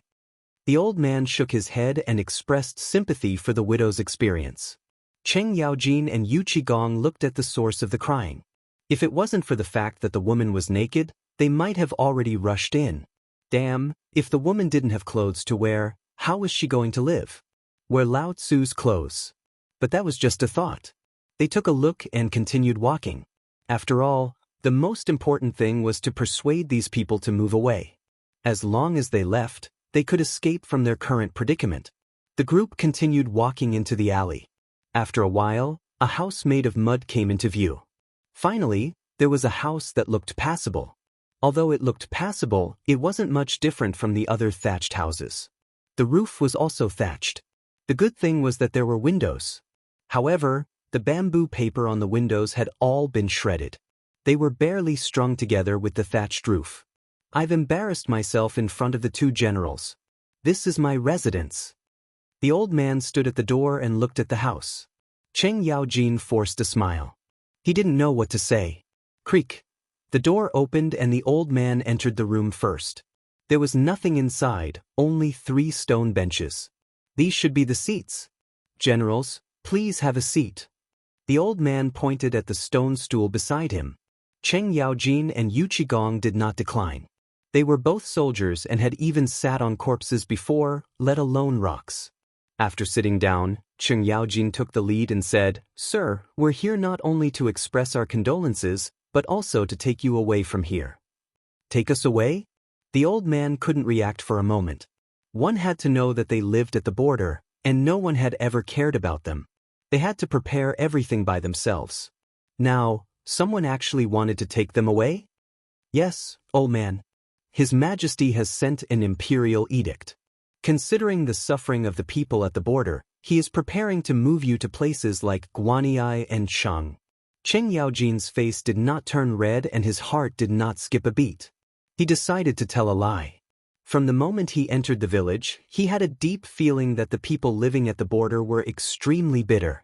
If they were suddenly told that the Turks were coming to kidnap them, coupled with the fear of being invaded all year round, they would probably panic. However, if His Majesty had issued an imperial edict for them to move, the effect would be very different. These people lived at the border all year round. Once they heard about His Majesty, they would definitely be in awe and beg to go with him. The truth was just as Qing Yaojin thought. When the old man heard that His Majesty wanted them to move, his entire body trembled. He even threw away his walking stick and knelt on the ground to thank His Majesty. His Majesty finally remembers us. His Majesty, the old man's face was covered in tears. His stooped body could not hide the excitement in his heart. In fact, at his age, even if he saw Li Shimin, he did not need to bow. There was etiquette. As the saying went, the elderly were respected.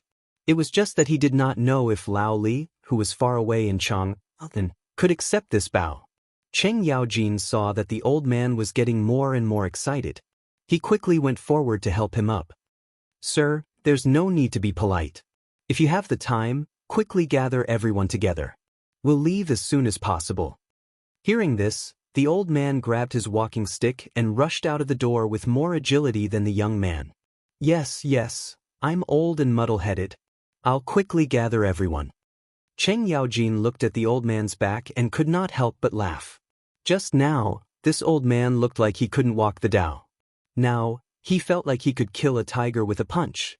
Sheng Province and Feng Province had already entered the severe winter season. The whistling northern wind, wrapped in strong cold wind, whistled and raged in the wind, wanting to blow away everything on the ground. However, at this moment, a group of armored soldiers knocked on the doors of the people's houses in the wind and snow.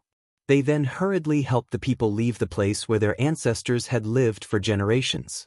After they left, their houses were all knocked down. Not even a single piece of bamboo was left intact. Although these soldiers could not bear to do this, this was a military order. Moreover, they were about to fight with that old thief Tuli. It was said that these things would very likely become the Turks' armaments. Chapter 1734. At this time, such a large-scale migration had already spread to the entire Feng Province and Xing Province. The whistling north wind ruthlessly blew on the faces of the migrating people. Their clothes were not enough to cover their bodies, and they could not bear the cold weather. The soldiers gave their extra clothes to the people to barely resist the cold wind and allow them to continue migrating. The people did not have any resistance to this migration. After all, the border was a wild land, and it was not suitable to stay for long. The weather here was not something people could bear. Moreover, the Turks were about to invade. If they stayed, they would only be sending themselves to death or becoming slaves of the Turks. Of course, Li Shimin would not allow such a thing to happen. This time, he sent Qing Yaojin and Yu Qigong here to carry out this mission. Feng Province, Provincial Governor Manor. The north wind whistled, and the sky was filled with snow. The entire manor was covered in a layer of silver. In the huge courtyard, there was a sea of migrating people sitting around. As they did not have extra clothes, they hugged each other to keep warm. The raging fire around them could not warm up the weather. "Mother, I'm cold." A child snuggled into the arms of a madam. "It's okay. You won't be cold when you sleep." The madam used the only clothes she had to wrap the little girl. In the manor, Qing Yaojin and Yu Qigong sat around the fire to keep warm. Beside them, there was a tall and thin man wearing a tattered military uniform. This person was the provincial governor of Feng Province, Shi Tian. At this time, there was a rush of footsteps outside the door. When he turned around, he saw a guard walking over with quick steps. "Sir, the people near Feng Province and Sheng Province are all migrating to our Feng Province manor. We can't take them all in." "What?" Shi Tian exclaimed. "How can there be so many people? What should we do?" He was no longer in the mood to keep warm. He stood up and paced around the hall. After a while, he finally stopped. He looked at Qing Yaojin and Yu Qigong anxiously. "My two high dukes, what is going on? Why are there so many people migrating?" "Sigh," Yu Qigong sighed, "because we have to prepare for war." Hearing this, Shi Tian was shocked. He thought to himself, not good. Was something going to happen at the border? Or the soldiers of Feng Province did not even have enough to eat. They did not even have good military uniforms. How could they fight? Thinking of this, he could not help but put on a worried expression. My two good Guogongduks, the soldiers of Fengzhou Prefecture, don't even have food. They are all naked. If there is a war, we can't resist. Moreover, in this kind of weather, we will die if we go out. How can we fight? Why don't the two of you talk to His Majesty and transfer me back to Chang? As he spoke, he glanced at Qing Yaojin and Yu Qigong from the corner of his eyes. Bastard. Qing Yaojin threw away the fire stick in his hand and stood up abruptly. He stared at Shirtian with his huge eyes and said, "You bastard, as a soldier, how can you say such words of desertion? You're so greedy for life and afraid of death, are you still someone who pees while standing?" Looking at Qing Yaojin's anger, Shirtian was scared. His legs went soft and he almost sat on the ground. However, when he thought about it, his life was the most important. He gathered his courage and said tremblingly, "My High Duke, it is not that I refuse, and it is not that I don't want to go. The key is that there is no military equipment, no food, and even no clothes. If you don't believe me, you can look at my guards." They immediately exposed their buttocks. After saying this, he pointed to the guards at the door. Looking at where Shirtian was pointing, he was right. The guards were patched up from head to toe, and half of their thighs were exposed. They were just short of exposing their buttocks. Seeing that Qing Yaojin did not speak, Shirtian quickly continued, "You also saw that our Feng state is so poor that we can't even afford military uniforms. If we go out now, half of our people will be frozen to death before we even go to the battlefield. How can we fight? If we go, we will be sending ourselves to death. You must not take the initiative to start a war. I know what you are saying, but this is the Emperor's intention." Yu Qigong looked at Shirtian and said with a serious face, "Your military equipment will be shipped to Feng State and Xing State in about 5 days. So, you don't have to worry about this. When the time comes, we will send you cannons to help you." Hearing this, Shirtian's face lit up with joy. Really? That's great. He did not doubt Yu Qigong's words because he knew that people like him were true to their words. There was no need to lie to him. Of course, he was not afraid of war. As long as there were supplies, everyone at the border was a warrior. Yu Qigong nodded. "Well, you will help the people in the next few days. If you can't do it, you will build a temporary residence for them. We still have important things to do in Chang, so we have to leave now." After saying this, he and Qing Yaojin looked at each other and walked out of the door. Outside the door, the military horses had already been reorganized. Qing Yaojin and Yu Qigong mounted the horses and set off on the way back. The wind and snow blew in their faces, and the coldness pierced every soldier's body. However, they did not stop, because they knew that the Turks were about to invade the Tang dynasty. This was the time for everyone to protect their homeland and make contributions. Chapter 1735. When they returned this time, they had to be ready to sacrifice themselves on the battlefield and die for the Tang dynasty. The soldiers rushed back regardless of the wind and frost on their faces. Finally, they returned to Chang, and on the 3rd day, Qing Yaojin and Yu Qigong were not in a hurry. They took off their military uniforms and went straight to the imperial palace.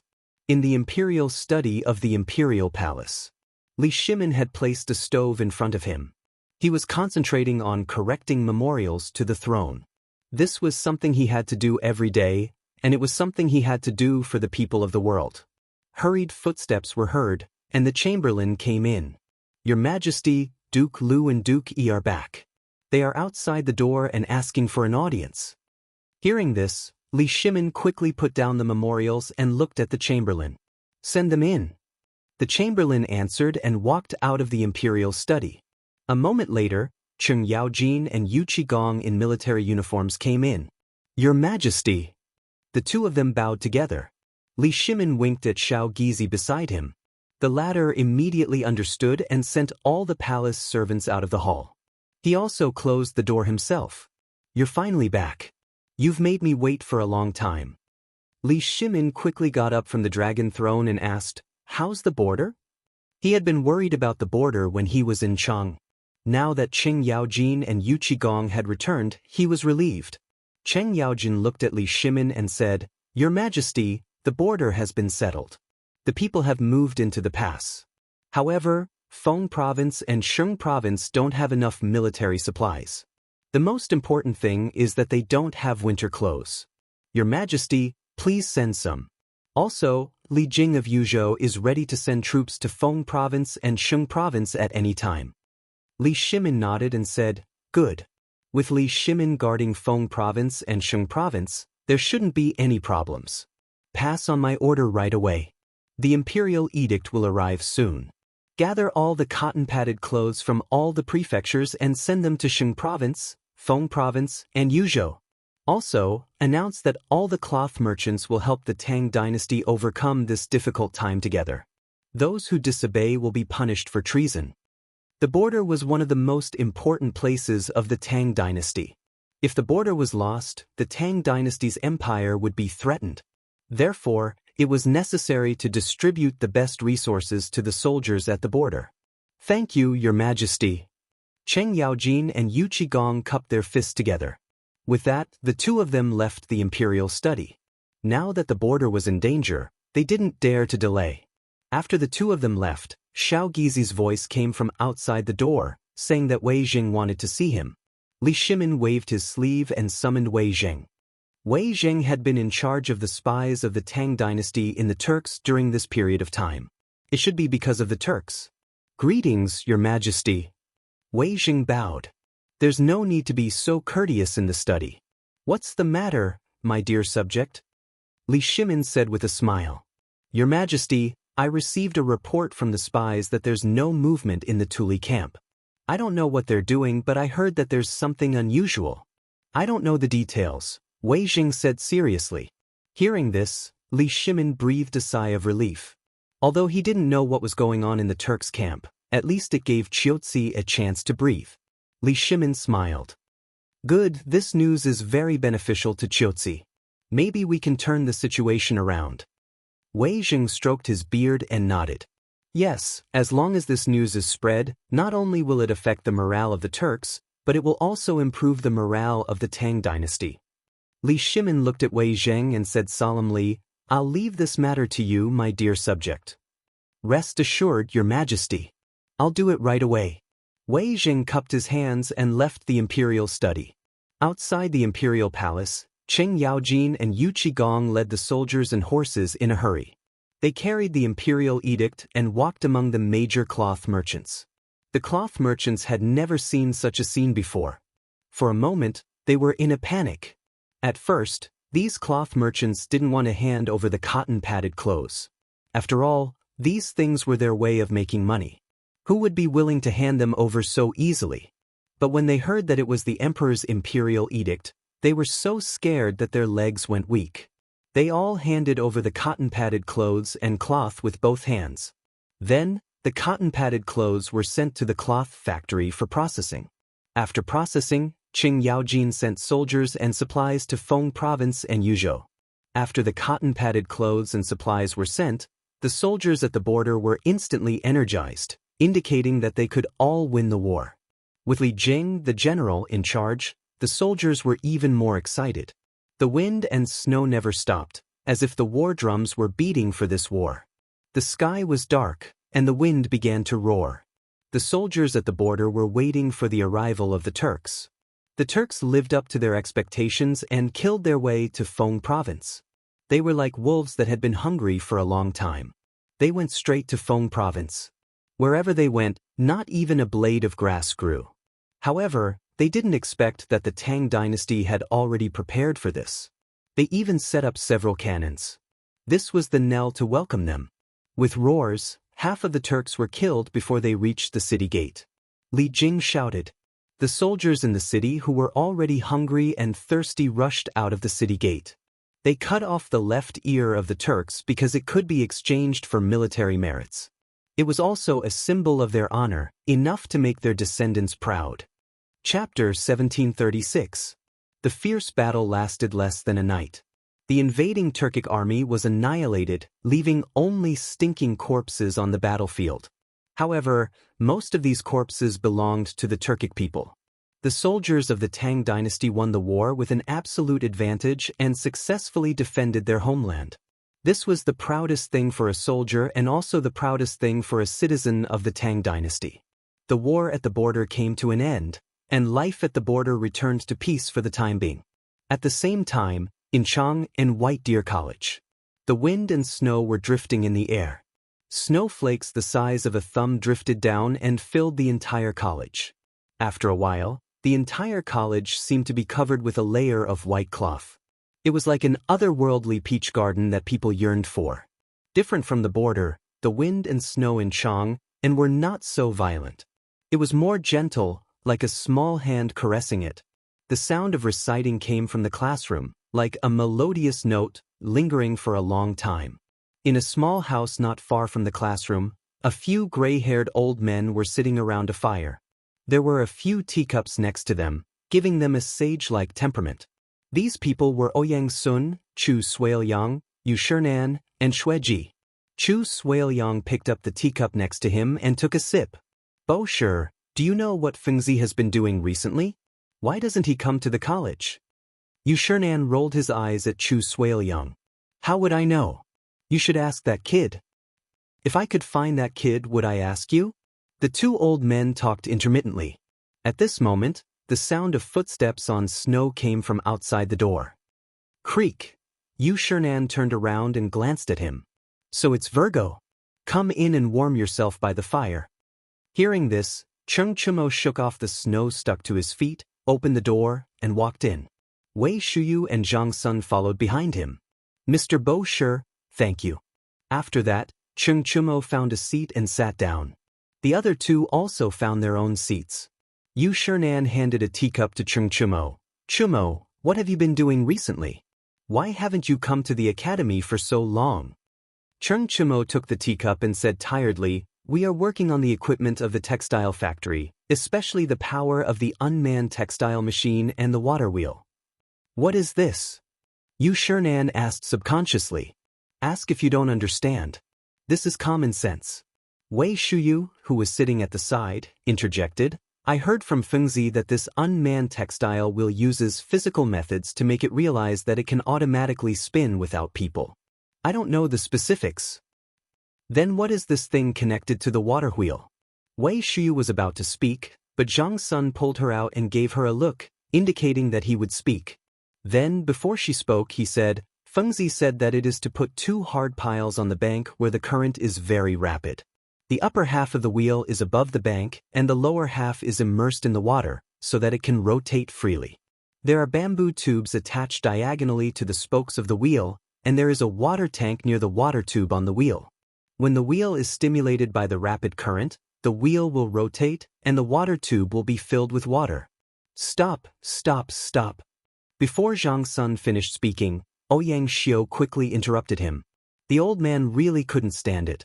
This guy never stopped talking, and he was always talking about things that others couldn't understand. He was even more long-winded than a woman. Ouyang Xiu glanced at the three people. "Old man asked you, you just said that Fengzi. Where is Fengzi? Where is he? Isn't Fengzi at home tending to cotton?"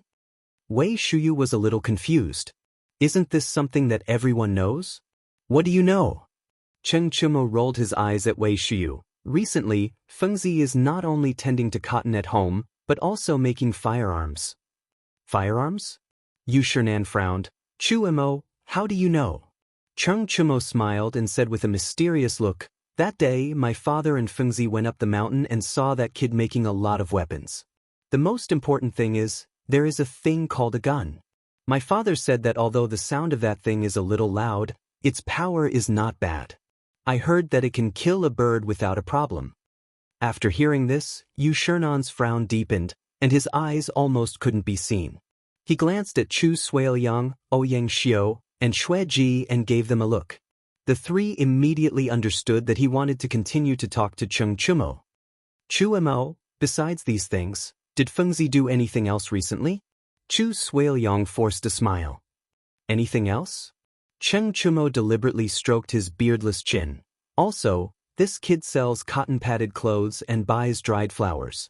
I heard that this kid bought dozens of dongs of flowers." "What?"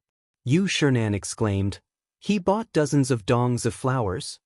Cheng Chumo slapped his thigh and echoed, "That's right.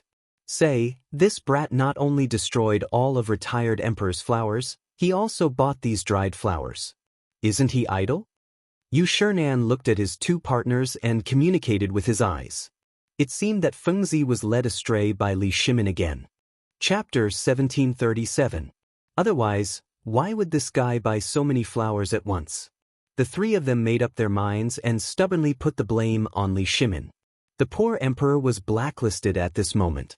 Ouyang Xiu waved his hand at Cheng Chumo and said impatiently, "Okay, we all know. You can go back to work." Once this guy opened his mouth, he would talk non-stop like a woman. If you didn't interrupt him, he wouldn't finish. Okay then. Cheng Chumo was a little disappointed, but in the face of the three masters, he had to listen. After that, the three of them walked out of the room resentfully. After the three of them left, Yu Shinan waved his hand and called his two companions in front of him. He said earnestly, "Fengzi can't go on like this. Brothers, think of a way." Chu Suiliang frowned and said, "That's right.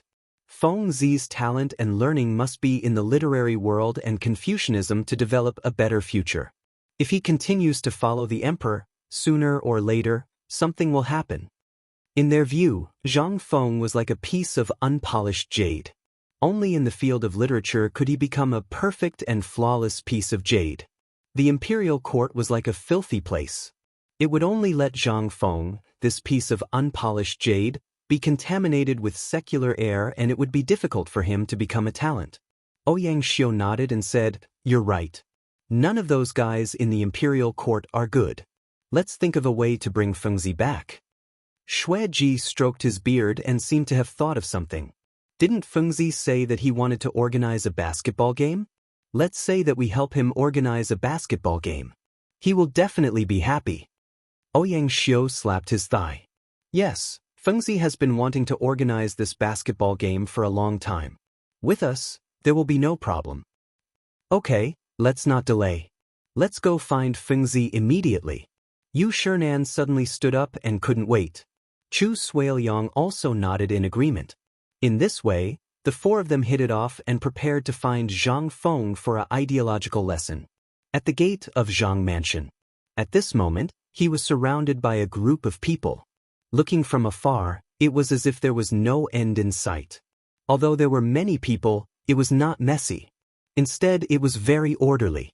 They formed a long, winding line that connected to Zhang Mansion. Almost all of these people were holding a parcel in their hands. Some of them even had 2 or 3 parcels. From the gaps of these parcels, it could be seen that they were all filled with white paper. Housekeeper Du Ziding was standing at the entrance of Zhang Mansion. He was holding an account book in one hand and a brush in the other. He seemed to be recording something. "One by one, don't rush. Xiao Wang, give me the money." Du Ziding lowered her head and took notes in her notebook. She was still yelling. At this moment, a carriage slowly drove over. The people in the queue hurriedly made way for him, because they knew that a person who could sit in a carriage was not an existence they could provoke. The carriage stopped at the entrance of the Zhang Mansion. For sage-like old men alighted from the carriage one after another. It was Yu Shinan, Chu Suiliang, Ouyang Xiu, and Xue Ji who had come to look for Zhang Feng. "So it's you teachers. Quick, please come in." Du Ziding quickly put down the account book and called out to the 4 people. "Who are these people behind you?" Yu Shinan turned around and pointed at the people selling white paper. "These are all selling white paper for master," Du Ziding said with a smile. Yu Shinan was slightly startled. He had seen them when he was sitting in the carriage just now, but he did not know what they were doing. Now that he heard the housekeeper say it, it was a little amazing. There were so many people selling white paper that the queue stretched out of the alley. Would this brat be able to finish buying so many white stacks? The same question appeared in the minds of the other 3 people. They looked at the people in the queue in surprise. Usually, when there were many people, it was easy to cause chaos. However, these people were too orderly. There were so many people, yet there was no chaos?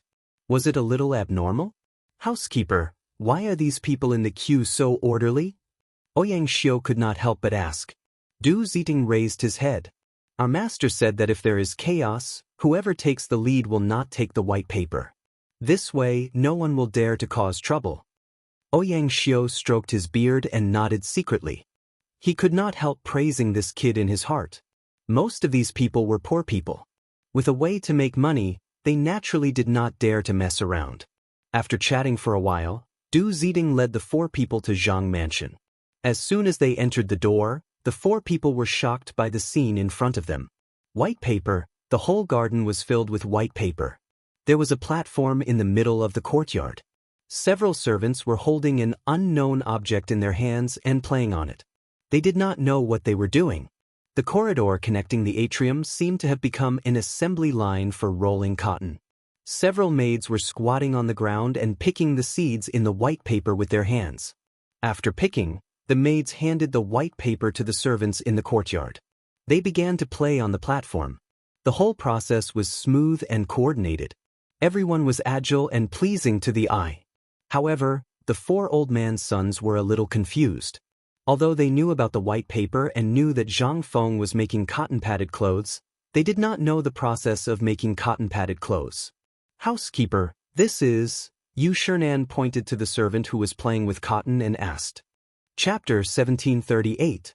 Teacher, I'm flicking cotton. I'm flicking the cotton until it's softer so that it's easier to use. Du Ziding replied with a smile. Yu Shernan shook his head. Anyway, he didn't understand. The other 3 were also dumbfounded. After chatting for a while, Du Ziding led the 4 of them through the corridor. They came to the south courtyard. There were a few women sitting in the courtyard with a machine in front of them. They were holding coarse cloth in their hands and were processing it. There were also a few women sewing the processed cloth next to them. They already had the first model of cotton-padded clothes. Is this also the process of making cotton-padded clothes? Yu Shernan pointed at the cotton-padded clothes model and asked in confusion. These have the shape. As long as you fill it with white cotton, it'll be cotton-padded clothes. Du Ziding smiled. What a wonderful idea. Ouyang Xiao stroked his beard and couldn't help but praise. Butler, are there any cotton-padded clothes? Let me see. Yu Shernan asked curiously. Looking at the cotton-padded clothes being processed, his heart was itching. Speaking of this, the 4 of them looked at Du Ziding together. Of course, the cotton-padded clothes are being made in the north courtyard. Old Master is also there. Du Ziding smiled. Okay, quickly bring Old Man there. Yu Shernan couldn't wait.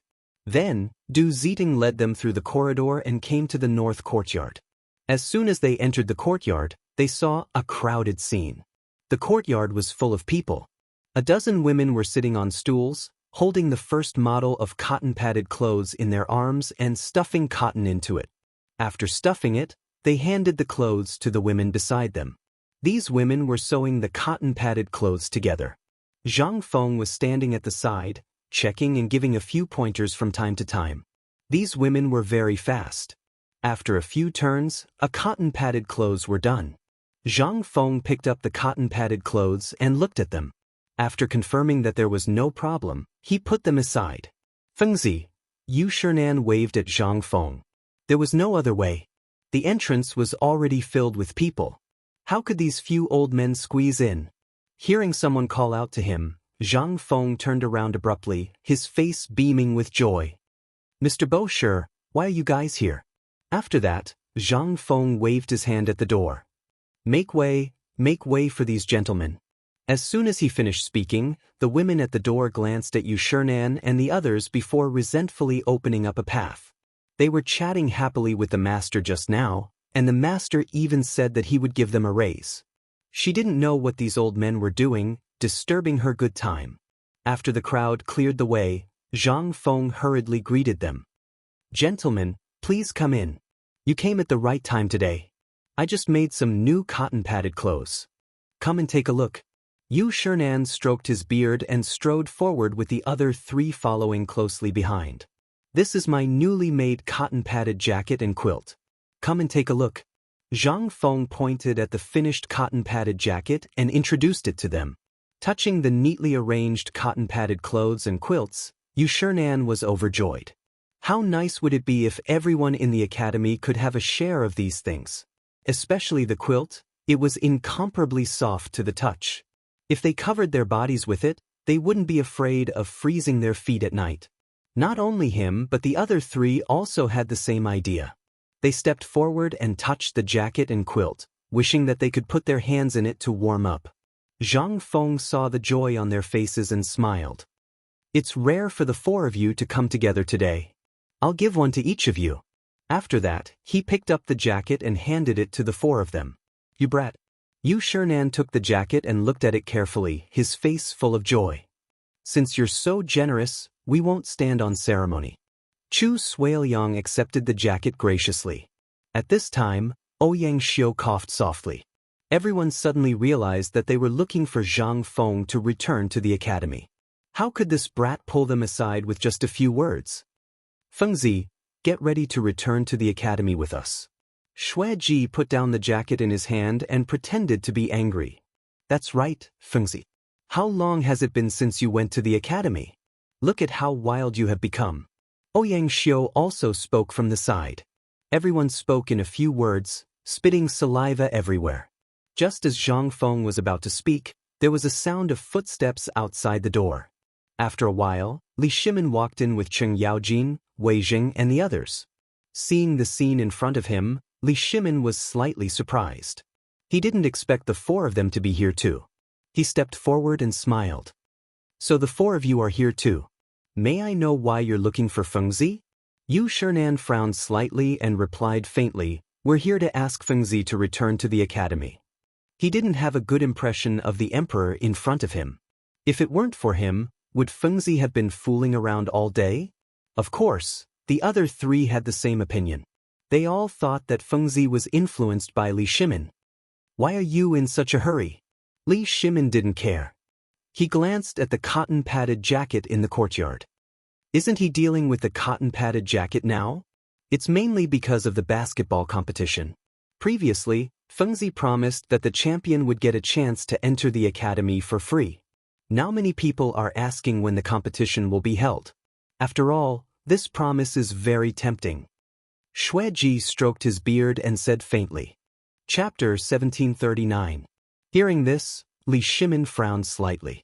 If Fengzi left, what about the cotton-padded clothes? He couldn't handle it alone. No, he had to listen to Fengzi. Fengzi, what do you think about this? Li Shimin looked at Zhang Feng and asked seriously. Personally, he didn't want Zhang Feng to go to the academy, at least not now. Because he still had a lot of things to deal with. If he really left, who would give him ideas? The basketball game is my previous promise. This thing has to be done. Just now, Sir said that many people have begun to ask. It's not appropriate to not do it. Lao Li, I'll leave the cotton-padded clothes to you for the time being. Everyone in the yard knows how to do it. You don't have to worry about anything. Zhang Feng glanced at the crowd and said, indeed, this was the time to pay attention to promises. For a promise, some people would even risk their lives. If he said he didn't do it now, he wouldn't be able to establish himself in the future. Everyone's spittle could drown him. This had nothing to do with status. After all, gossip was a fearful thing. After hearing Zhang Feng's words, Li Shimin didn't say anything. He also understood the reason. Although he was reluctant to leave Zhang Feng, it seemed that this basketball game had to be done. Zhang Feng waved to Du Ziding and said, Old Du, go and tell Jingshu and Yu Yao to pack up and get ready to go to the academy with me. Li Shimin and the others looked at each other, but didn't know what to say. Yu Shernan was full of joy. He thought that this guy was finally going to go to the academy with him. This time, he couldn't let him go down the mountain easily. After a while, Jingshu and Zhang Yuyao packed up their luggage. Zhang Feng and Li Shimin said goodbye to each other and went out of the mansion with Yu Shernan and the others. Only the disappointed crowd was left behind.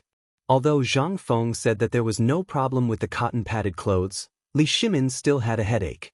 After all, this was his first time handling this matter, so he wasn't very clear about it. Seeing Li Shimin's doubts, Zhang Sun Wuji smiled and said, actually, this is an opportunity. Although Feng Zi left, the marketing model he mentioned before can still be used. Speak clearly, Li Shimin asked. Everyone looked at Zhang Sun Wuji in unison. Zhang Xian chuckled. As long as we can find the merchants of the various prefectures who sell silk and cloth, we'll be able to expand this industry and even monopolize it. Actually, I've already taken a look at it. The process isn't too complicated. The difficult part lies in flicking the cotton. The servants of the Zhang residence have already grasped all of this. That's right. As long as we work with the merchants, it won't be difficult at all. Wei Zheng chimed in from the side. They had seen the entire process of making the cotton-padded clothes and quilts when they had just entered the Zhang residence. It wasn't very difficult. Li Shimin secretly nodded. Now that he had the technology to make cotton-padded clothes in his hands, there was nothing to worry about. As long as he contacted the merchants and guaranteed the cloth and white sheets, everything wouldn't be a problem. Thinking of this, his mood immediately improved. Let's go back to the residence. In the imperial study, Li Shimin sat upright on the dragon throne with a cigarette in his hand. He took a puff from time to time and enjoyed it very much. The matter of the cotton-padded clothes had been resolved. However, Zhang Feng's proposal to hold a basketball game just now aroused his thoughts again. He had to find a way to get involved in such a good thing. These guys in the palace lived in luxury every day. He had to let them go out and broaden their horizons. He looked at everyone and said, "What do you think? Shouldn't we support the basketball game that Feng Zi is holding this time?" Wei Jing nodded and said, "Your Majesty, not only should we support Feng Zi's basketball game, but we should also send people to participate in it." Li Shimin nodded. Wei Zheng's words happened to hit the nail on the head. He smiled and said, "I'm going to let the women in the palace lead a team of women to participate in Feng Zi's basketball game. What do you think?" "Your Majesty's intention is really good. The people in the palace and outside the palace can share entertainment together. It's enough to show your Majesty's love for the people." Zhang Sun Wuji smiled. These words made Li Shimin very happy. After all, everyone was willing to listen to good words. "Your Majesty, I suggest that this matter can be discussed in the morning court tomorrow. Maybe those high-ranking officials will let their children participate. After all, these young masters are all playboys in Cheng. They won't let go of such an opportunity." Wei Jing cupped his hands and said, "My beloved, you're right." Li Shimin nodded and took a deep breath of the cigarette. "Those playboys are also considered the tyrants in Cheng. It's time to see the world." Everyone discussed for a while and then dispersed. In the morning court the next day, the officials came to the main hall early, holding white jade tablets and looking solemn. Li Shimin walked out of the side hall, waved his sleeves, and sat on the dragon throne. "Greetings, Your Majesty." The officials bowed in unison. Li Shimin waved his hand and motioned for the officials to rise. "Thank you, Your Majesty." The officials rose. "My beloved officials, I've received news that the Dean of White Deer College, Zhang Feng, is going to organize a basketball game. The winner will be qualified to study in White Deer College. Are you interested?" As soon as Li Shimin finished speaking, the main hall immediately became lively. White Deer College is finally going to organize a basketball game. Old Man has been waiting for this opportunity for a long time. This time, I must let my son participate. The ranking isn't important. The most important thing is to participate. Chapter 1740. I want my son to go too. I want to bring my family's servants. This is a rare opportunity. Everyone rubbed their fists and palms, looking eager to give it a try. It was as if they were the ones participating in the basketball competition. Seeing this, Li Shimin was delighted.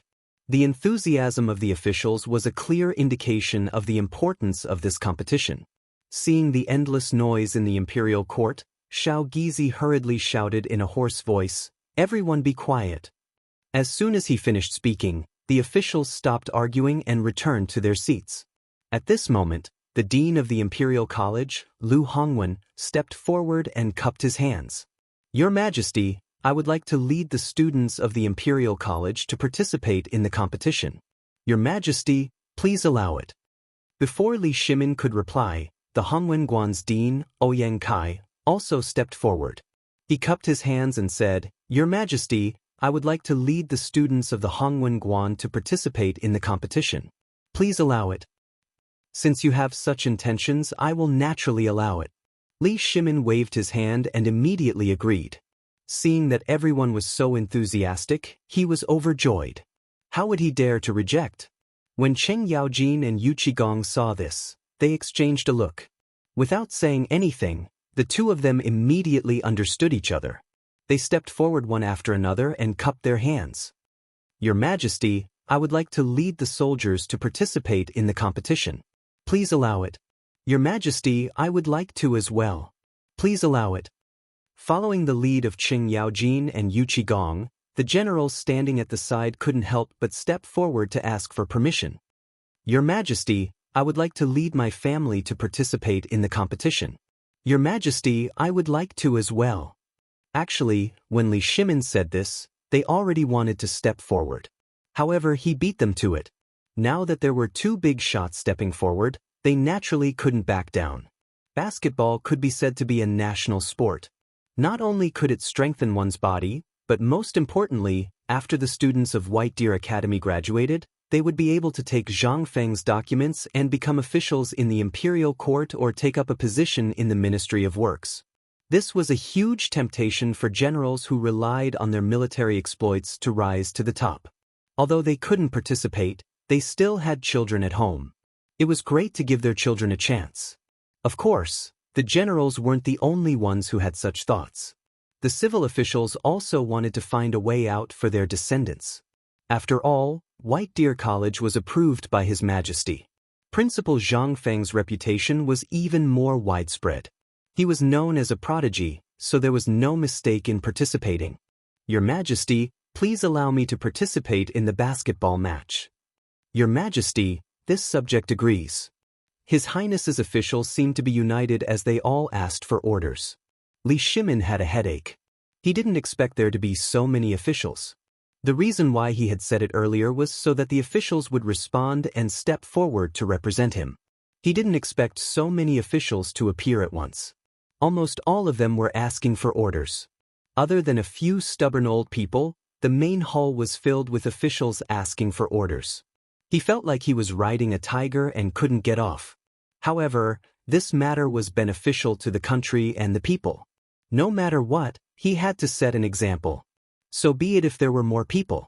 He believed that the kid could handle it. He made up his mind, but his expression was still calm. I understand what all of you are saying. I approve. Thank you, Your Majesty. The officials bowed. After the court session, the officials hurried back to prepare for the basketball match. The military officials rushed to the barracks to select elite soldiers for training. The civil officials started to select servants from their families to accompany the young master. Even the imperial palace began to train.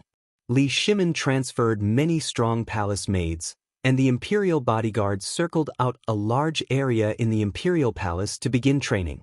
On the other hand, the main venue, White Deer College, wasn't idle either. Ever since Zhang Feng returned, he started to prepare for the basketball match. The people from the college also knew the importance of this basketball match. They took the initiative to bring everyone to the court to play. They were determined to win first place. Just like that, the basketball match's reputation spread like wildfire. Now, the streets of Chang were filled with news about the basketball match. After a few days of preparation, the basketball match was about to start. White Deer College basketball court. The spectator seats were filled with people. Not only were there rich people, there were also many poor people. They all heard the news and came to watch. They couldn't miss such a grand event. There were also some high officials' children in the front row. Many of them didn't have the qualifications to participate and could only watch. There were also children of the royal family, such as Li Ji and Li Quan. They were still young and could only raise their heads to look at everything in front of them. Beside them was a big shot like Li Yuan. When he heard about the basketball match, he was the first to want to come. Looking back at the court, Zhang Feng stood in the middle of the court. This time, he wasn't participating. He was the referee. Because these people didn't know much about basketball, they needed him to guide them. Zhang Feng gestured to the people on the court, indicating that they were starting to warm up. The first match was between Qing Yaojin's team and the Grand Scribe's team. When they drew Qing Yaojin's team, the Grand Scribe was about to cry. Who didn't know that Qing Yaojin was a famous scoundrel? Even if he lost, he could still say that he won. Moreover, he had the identity of a duke. Who dared to offend him? Chapter 1741. After the court session, all the officials seemed to have something on their minds. They didn't talk to each other and hurriedly walked out of the palace gates. Even the few old officials who usually needed the help of servants to attend court were in high spirits, afraid that they would fall behind. Not to mention the generals, each one of them ran faster than the other. They took large strides and hurried back home. Even the officials who usually liked to drink wine didn't go to the restaurant. This was because they had something important on their minds, which was to gather people for training and prepare for the competition. Originally, this kind of competition wasn't worth the officials' praise. However, Zhang Feng had promised that as long as they won first place, they would be able to enter the academy for free. That was White Deer College. As long as they studied for 3 years, they would be able to enter the imperial court as an official with Zhang Feng's documents. They could even enter the Ministry of Works. The 6 ministries weren't easy to enter. Even if you were the son of a high-ranking official or an aristocratic family, you wouldn't be able to enter the Ministry of Works if you didn't have some ability. Now, Zhang Feng had announced that as long as they won the competition, they would be able to enter the academy. To these hedonistic sons of high-ranking officials, this was a chance to reach the heavens in a single bound. Once the news reached the academy and the heavens heard it, just thinking about it was enough. More importantly, His Majesty the Emperor had announced that he supported the officials' participation. This was a shot in the arm for everyone. Even if they couldn't win first place, they had to perform well in front of His Majesty. Furthermore, there was such a tempting reward for winning first place. It would be strange if they didn't go crazy. However, the civil officials were still all right. They only lifted their skirts and ran towards the palace gates. The generals were a little unsightly. They ran as fast as they could, not caring if there was anyone in front of them. Some of them even lost their shoes. Especially Qing Yaojin, he kicked a few civil officials over just for 1 point. He wanted to go home and prepare for training. He wanted to be 1 step ahead of others. There was no other way. His hooligan character had already been carved into his bones. No one dared to stop him.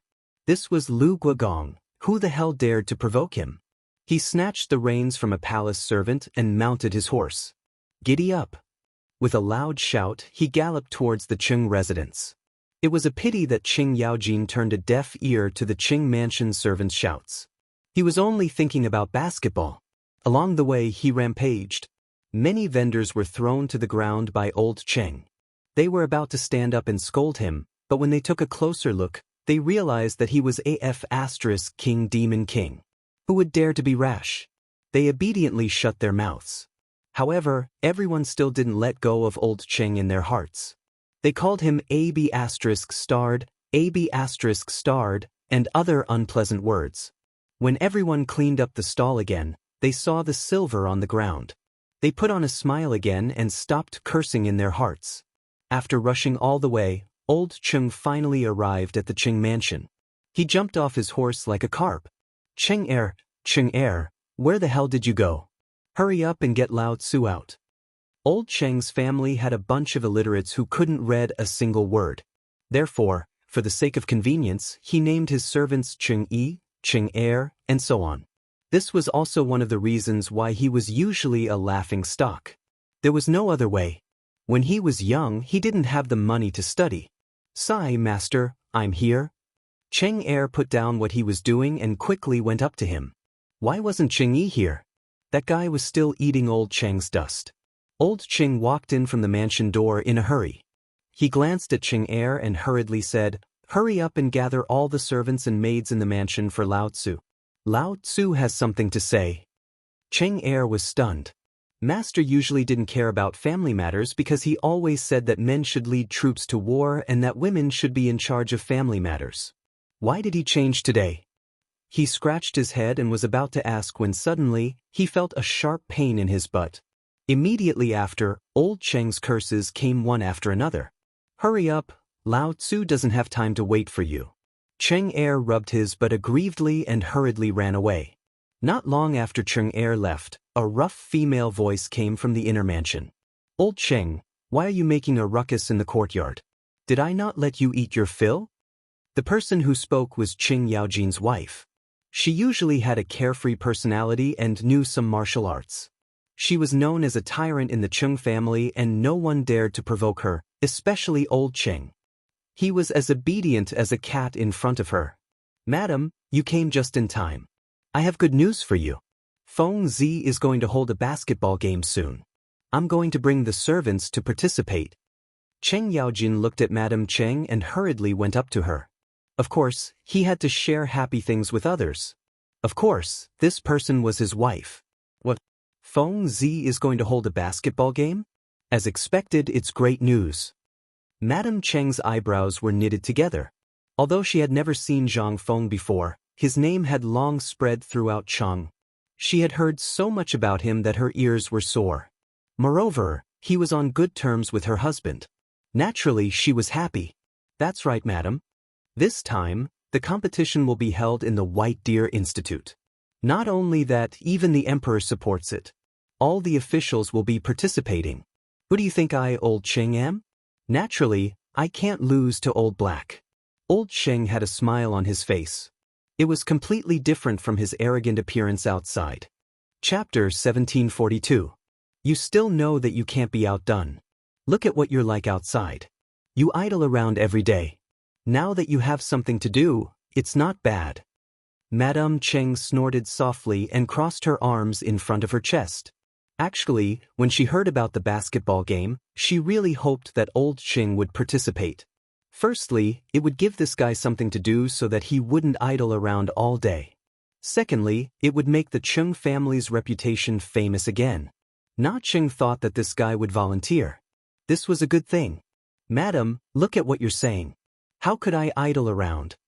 Old Cheng handed the tea delivered by the maidservant to his madam and smiled. Do you know that yourself? Madam Cheng didn't take the tea. She just glanced at Old Cheng and turned to walk into the inner courtyard. As she spoke, a voice sounded, I hope you won't embarrass your Cheng family this time. As soon as she finished speaking, Madam Cheng disappeared. Madam, you must be joking. I'll definitely get first place. Old Cheng waved his hand and promised. After saying that, Old Cheng leaned against the door and took a look. After making sure that she had left, he heaved a sigh of relief. A moment later, Cheng Er led all the servants and maidservants to the front yard. There were 20 servants and 15 maidservants. There were a total of 35 people. Master, the servants and maidservants have all been brought here. Cheng Er endured the sharp pain in his butt and bowed. Old Cheng tidied up the resentment from being bullied by his madam and nodded at Cheng Er. With his hands behind his back, he walked in front of everyone and scanned them one by one. Many of the servants were soldiers who had come down from the battlefield. They had followed him before and could be considered to have some friendship. The maidservants were hired. You and you come out. Old Cheng reached out and pointed at a few servants, indicating for them to step out. The few people who were pointed at were confused, but in order to avoid injury, they still stood out. They were all the strongest in the Cheng family. Such people had good physical fitness and would be good at playing basketball. Even if they didn't know how to play, he could teach them himself. These problems didn't exist. Leave behind 3 maidservants who are in good health. The rest of you are dismissed. Go do whatever you need to do. Old Cheng waved his hand at everyone and dismissed them. After everyone was dismissed, Old Cheng looked at the few people left behind and smiled. You all know basketball, right? Who knows how to play? As soon as he finished speaking, everyone's face lit up. It turned out that Old Master had kept them here for basketball. They used to be soldiers. Although they were now servants in the Cheng mansion, they would still do some activities. Previously, when he heard that basketball was released, all of them left the Cheng mansion and went to play basketball without eating. They could be considered experts. If they didn't know how to play basketball, they would be mocked. Master, I can play basketball, and I can shoot 3-pointers. Come on, have you ever made a 3-point shot like that? Master, I can do it too. 1 against 2 is no problem. Everyone was talking at once, and Cheng Yaojin felt like his head was about to explode. Shut up, Lao Tzu. Old Cheng shouted, and everyone immediately stopped talking. Then, Old Cheng glanced at everyone. I don't care if you knew how to play Lao Tzu in the past, but you have to know how to play now. Now, White Deer College is going to hold a basketball game. You will participate with Lao Tzu. From today onwards, everyone is only allowed to sleep for 6 hours a day. You have to train the rest of the time. Can you do it? When everyone first heard that Old Qing was going to hold a basketball game at White Deer College, they almost shouted because they all knew what kind of existence White Deer College was.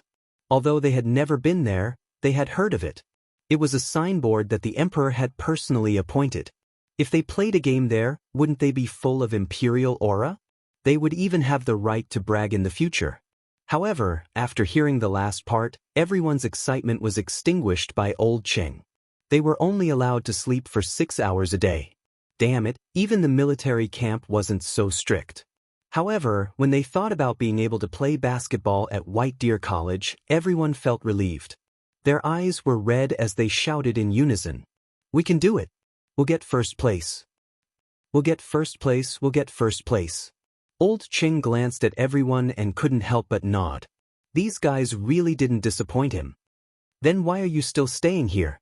Hurry up and go train. The maidservants, prepare tea. Old Qing glared at everyone and shouted. There was nothing he could do. If he spoke to these guys properly, they wouldn't listen. Yes, master. Everyone responded one after another and dispersed. There was basketball in the Qing residence. Old Qing would play a little when he had nothing to do, and the servants could also play. Looking at the servants training, Old Qing's hands also itched, and he subconsciously joined in. Of course, Old Qing wasn't the only one training. Yu Qigong wasn't willing to fall behind. After he returned home, he immediately went to the military camp. Since they were going to play basketball, they naturally had to choose the strongest people, and these people were in the military camp. Yu Qigong looked at the rows of people in military uniforms in front of him and shouted, "Let me tell everyone a piece of good news. White Deer College is preparing to hold a basketball game." Halfway through his sentence, everyone's expressions changed from solemn to pleasant surprise. Chapter 1743. They were soldiers and rarely had any entertainment activities. Basically, the few of them would get together to brag and talk about which family's young ladies were pretty. Ever since basketball came into existence, their daily training became more fun. Playing basketball in 2s and 3s with their friends and getting other teammates to join them. These days were really enjoyable. Today, the general said that White Deer College was going to hold a basketball competition. Could it be that they were going to be part of it? Everyone widened their eyes and looked at Yu Qigong with hope. However, they didn't dare to speak. There were rules in the military camp. They couldn't interrupt when their commanding officer was speaking. Otherwise, they would be beaten. They didn't dare to offend him. Looking at everyone's passionate eyes, Yu Qigong waved his hand and signaled for everyone to calm down. Then he said, "Everyone might have guessed it. During the morning court session today, His Majesty allowed you to participate in the competition. Now, everyone should prepare for training. I will pick out the most outstanding soldiers to participate in the basketball competition." Just as he finished speaking, all the soldiers couldn't hold back their excitement and roared, "Long live His Majesty! I can go to White Deer College. I want to participate in the basketball competition. I want to win first place." Although they were usually in the military camp, they didn't block off the news. In fact, they were very well informed. The news that they could enter White Deer College as long as they won first place in the basketball competition had already spread throughout the military camp. They deeply understood what this meant. If they played well, they might be able to reach the heavens in a single step. Of course, this didn't refer to these soldiers, but to their descendants. They were all soldiers and were destined to be in the military camp for the rest of their lives. However, their descendants were different. If they won the competition, they would have the opportunity to send their family members to White Deer College. For poor families like them, this was undoubtedly a heaven-sent opportunity. They definitely couldn't let it go. Everyone pumped their fists and cheered as they made various decisions in their hearts. Seeing everyone's enthusiasm, Yu Qigong felt a little more confident. He thought to himself, Lao Tzu is definitely going to get first place. Who can compete with Lao Tzu's soldiers? "Soldiers, listen to my orders," Yu Qigong roared. Just as he finished speaking, everyone immediately stopped talking and stood in place. They knew that the general was about to give his orders. Training was about to begin, and then he would be able to participate in the basketball match. Their faces were brimming with excitement, but their bodies were as straight as poles. Yu Qigong looked around and shouted, "Everyone listen to my orders. Leave the soldiers on sentry duty behind.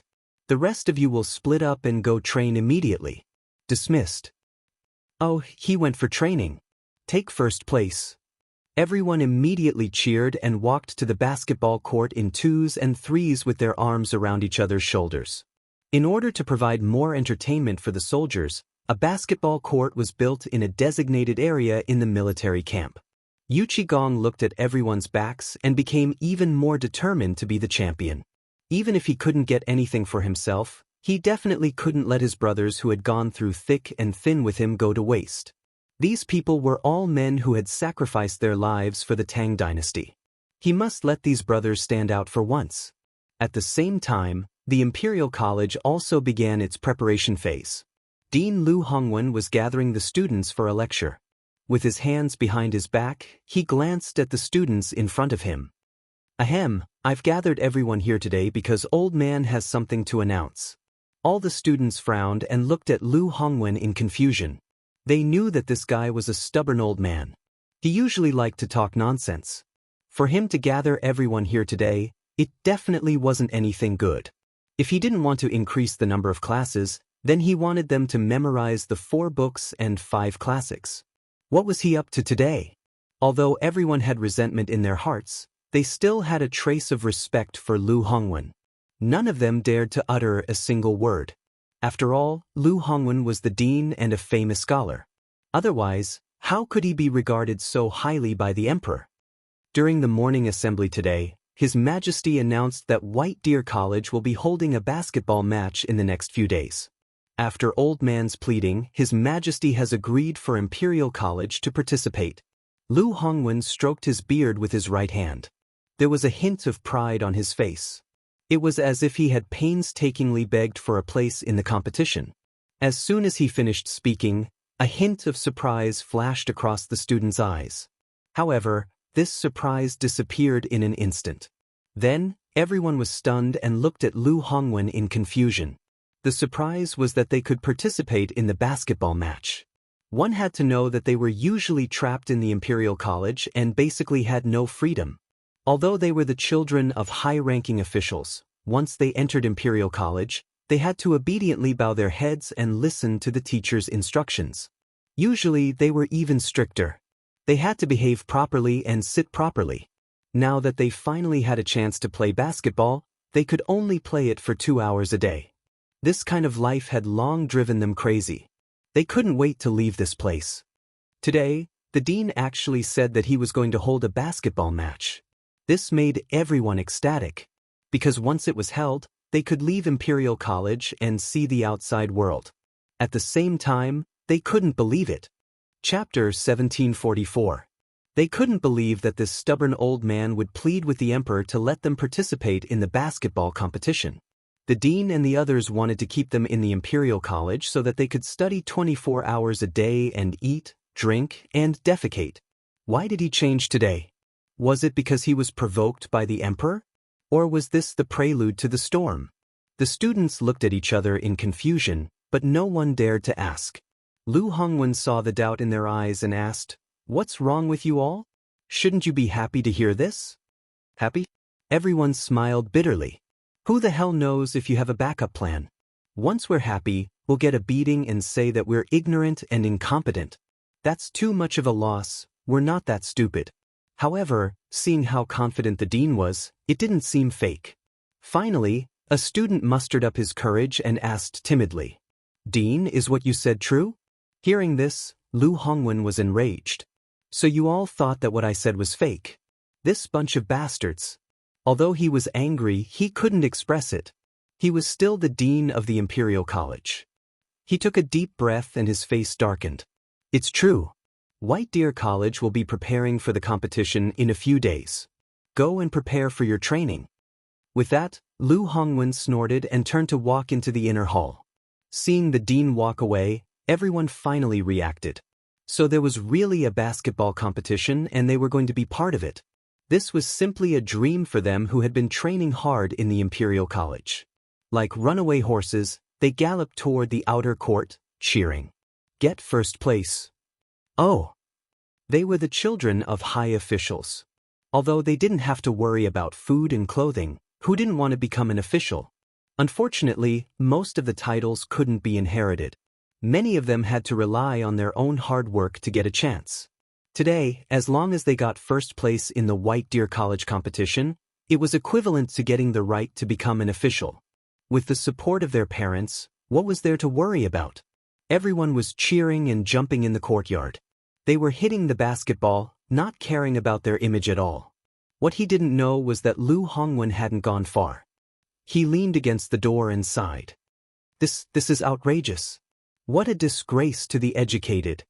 He did not object to the scholars playing basketball, but these fellows did not even care about etiquette. They were rolling around in the courtyard, and some of them were even topless.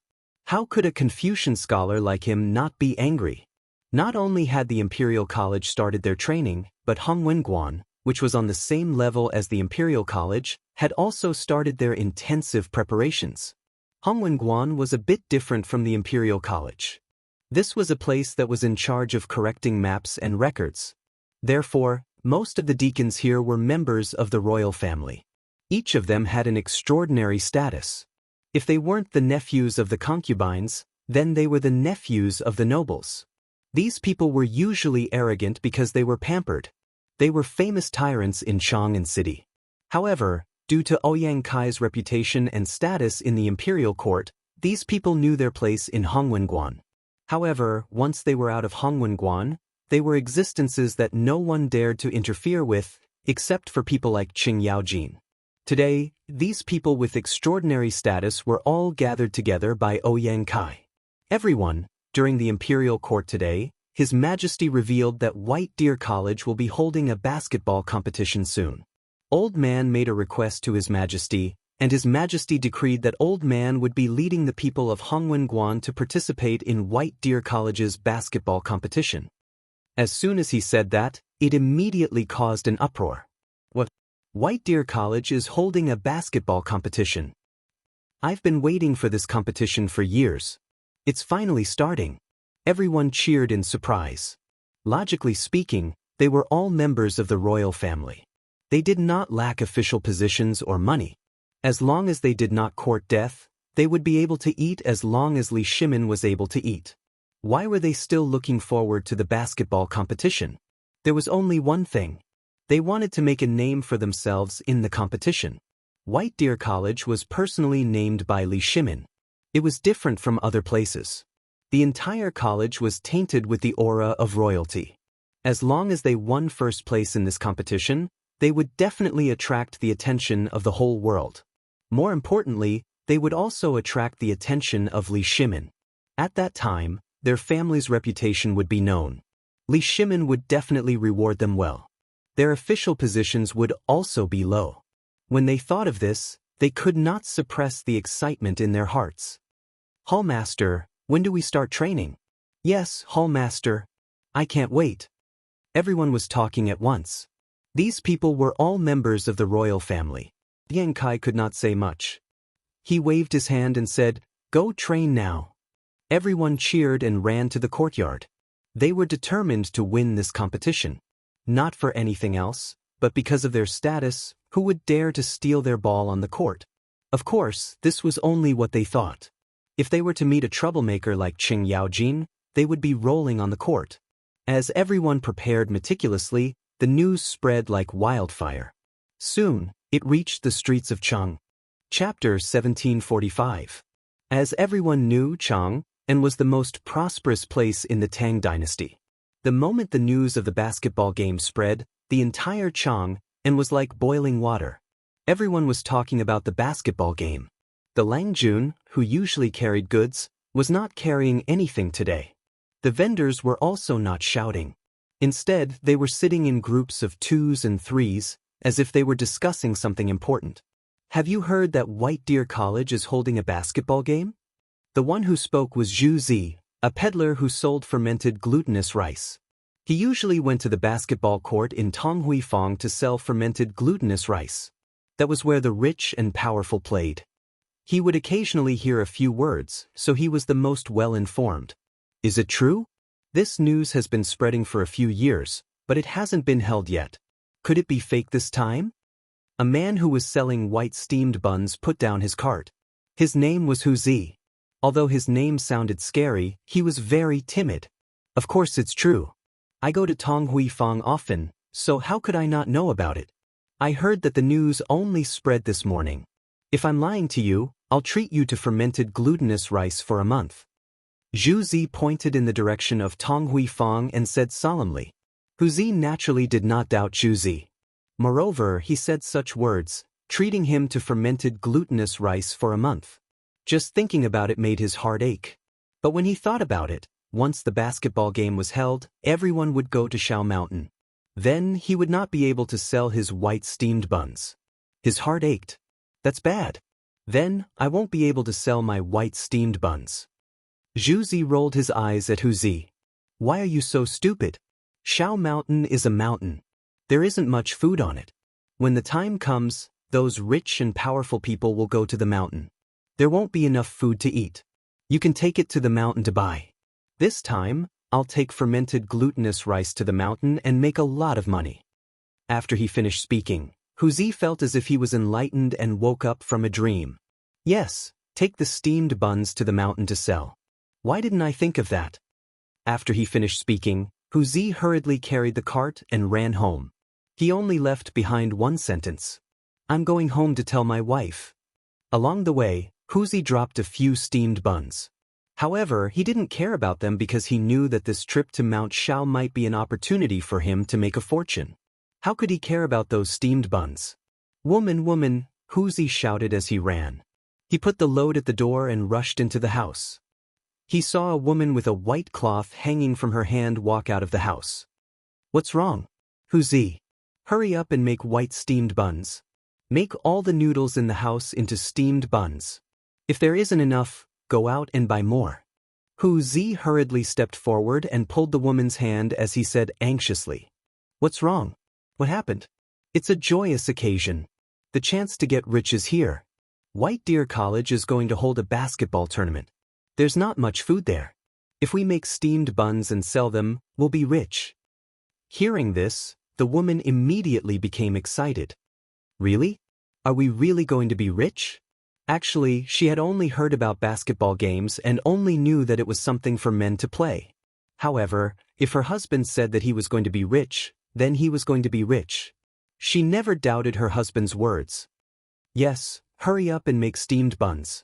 With that, Wuxia pulled the woman into the house and helped her make steamed buns.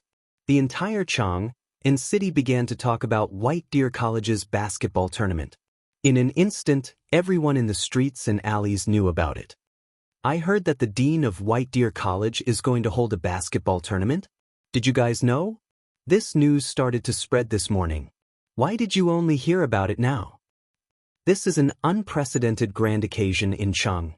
I heard that many officials from the imperial court are going to participate. They're even practicing basketball at home. It seems like they want to get first place. That goes without saying. If they get first place, they'll get a chance to study at the college for free. This is something that many people want but can't get. Not to mention those officials. Their descendants also need this opportunity. No, I have to go take a look. Forget it. Would White Deer College let a commoner like you in? Then you're wrong. White Deer College's tournament is open to everyone. Anyone can enter. Damn it, why didn't you say so earlier? My steamed buns will be sold somewhere. Yeah, I have to go back and prepare some food for those officials and nobles. When the time comes, I'll make a fortune. Countless people were discussing on the streets of Chang and city. At this moment, their hearts were filled with anticipation. They were looking forward to climbing Xiao Mountain when the basketball tournament started. One had to know that the emperor had chosen them. As long as they climbed Xiao Mountain, they would have the imperial aura. Therefore, at this moment, everyone was hoping that this moment would come sooner. At the same time, there were many peddlers who saw this opportunity and wanted to sell their goods on Pyrolite Mountain to make a profit. They had no choice. They were commoners and couldn't participate in the tournament. They could only use this opportunity to take a look at Xiao Mountain. Fortunately, Xiao Mountain didn't restrict commoners from entering. Chapter 1746. At the same time, Xiaoshan also started to make preparations. As the organizer, White Deer College naturally had to set an example by displaying talents. Therefore, Zhang Feng hadn't been idle during this period of time. Ever since he returned, he started to gather the students of the college. First, he put up a banner at the entrance of the college and invited Yu Shinan to write the words, "White Deer College is holding a basketball competition." The next day, he invites the officials of the Tang dynasty to come and sightsee. No matter how the basketball competition was held, the brand had to be displayed first. Moreover, Zhang Feng had heard that His Majesty had told all the ministers in the imperial court that all of them would participate. This was giving White Deer College a lot of face. Therefore, the basketball competition this time became the most important thing in the eyes of everyone in White Deer College. They couldn't be careless.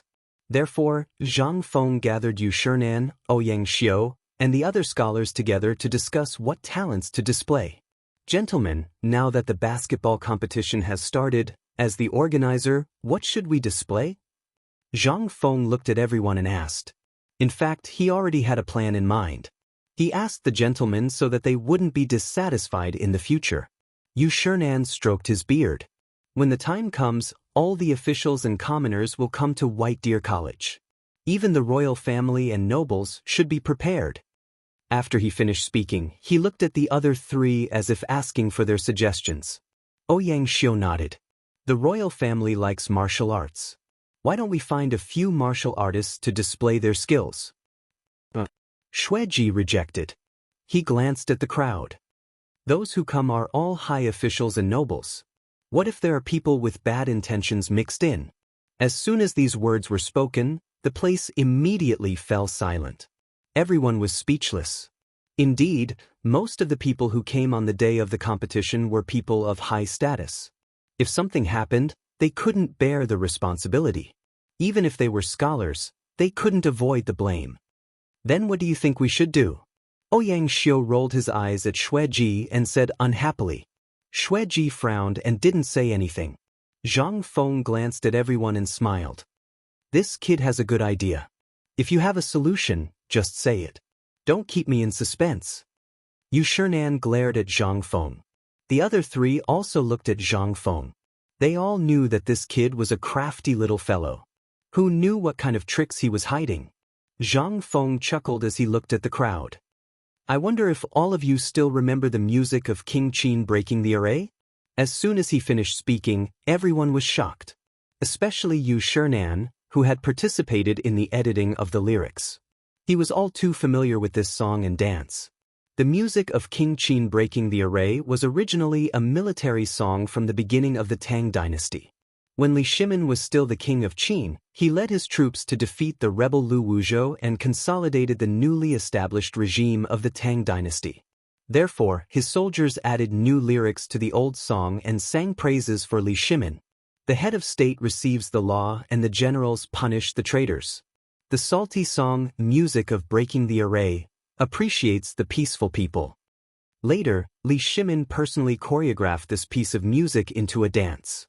After being processed by the court dance, it became a huge and magnificent large-scale musical dance. Previously, when Li Shimin received foreign guests, he had used the music of King Qin breaking the array. The large court band of the palace accompanied it. The big drums shook the sky and the sound spread hundreds of miles away. The momentum was vigorous and moving. This song and dance made all the officials excited. When this dance was performed, even the foreign guests couldn't help but dance with joy.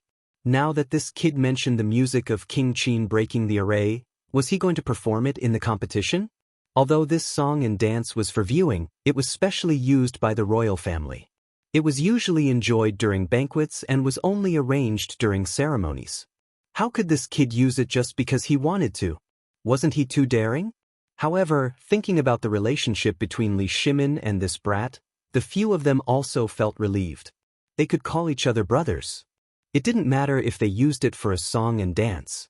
Yu Shinan's eyes flashed with excitement. Kid, are you going to perform the music of King Qin breaking the array on the court?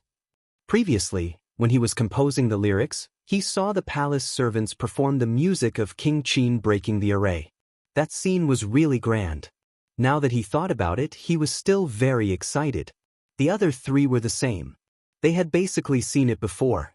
However, when they thought about that grand scene, their hearts beat faster. It was as if they were 10 years younger. That's right. Zhang Feng nodded and smiled. When the time comes, there will be so many people. I have to give them something to show off so that they won't think that our White Deer College is just a facade.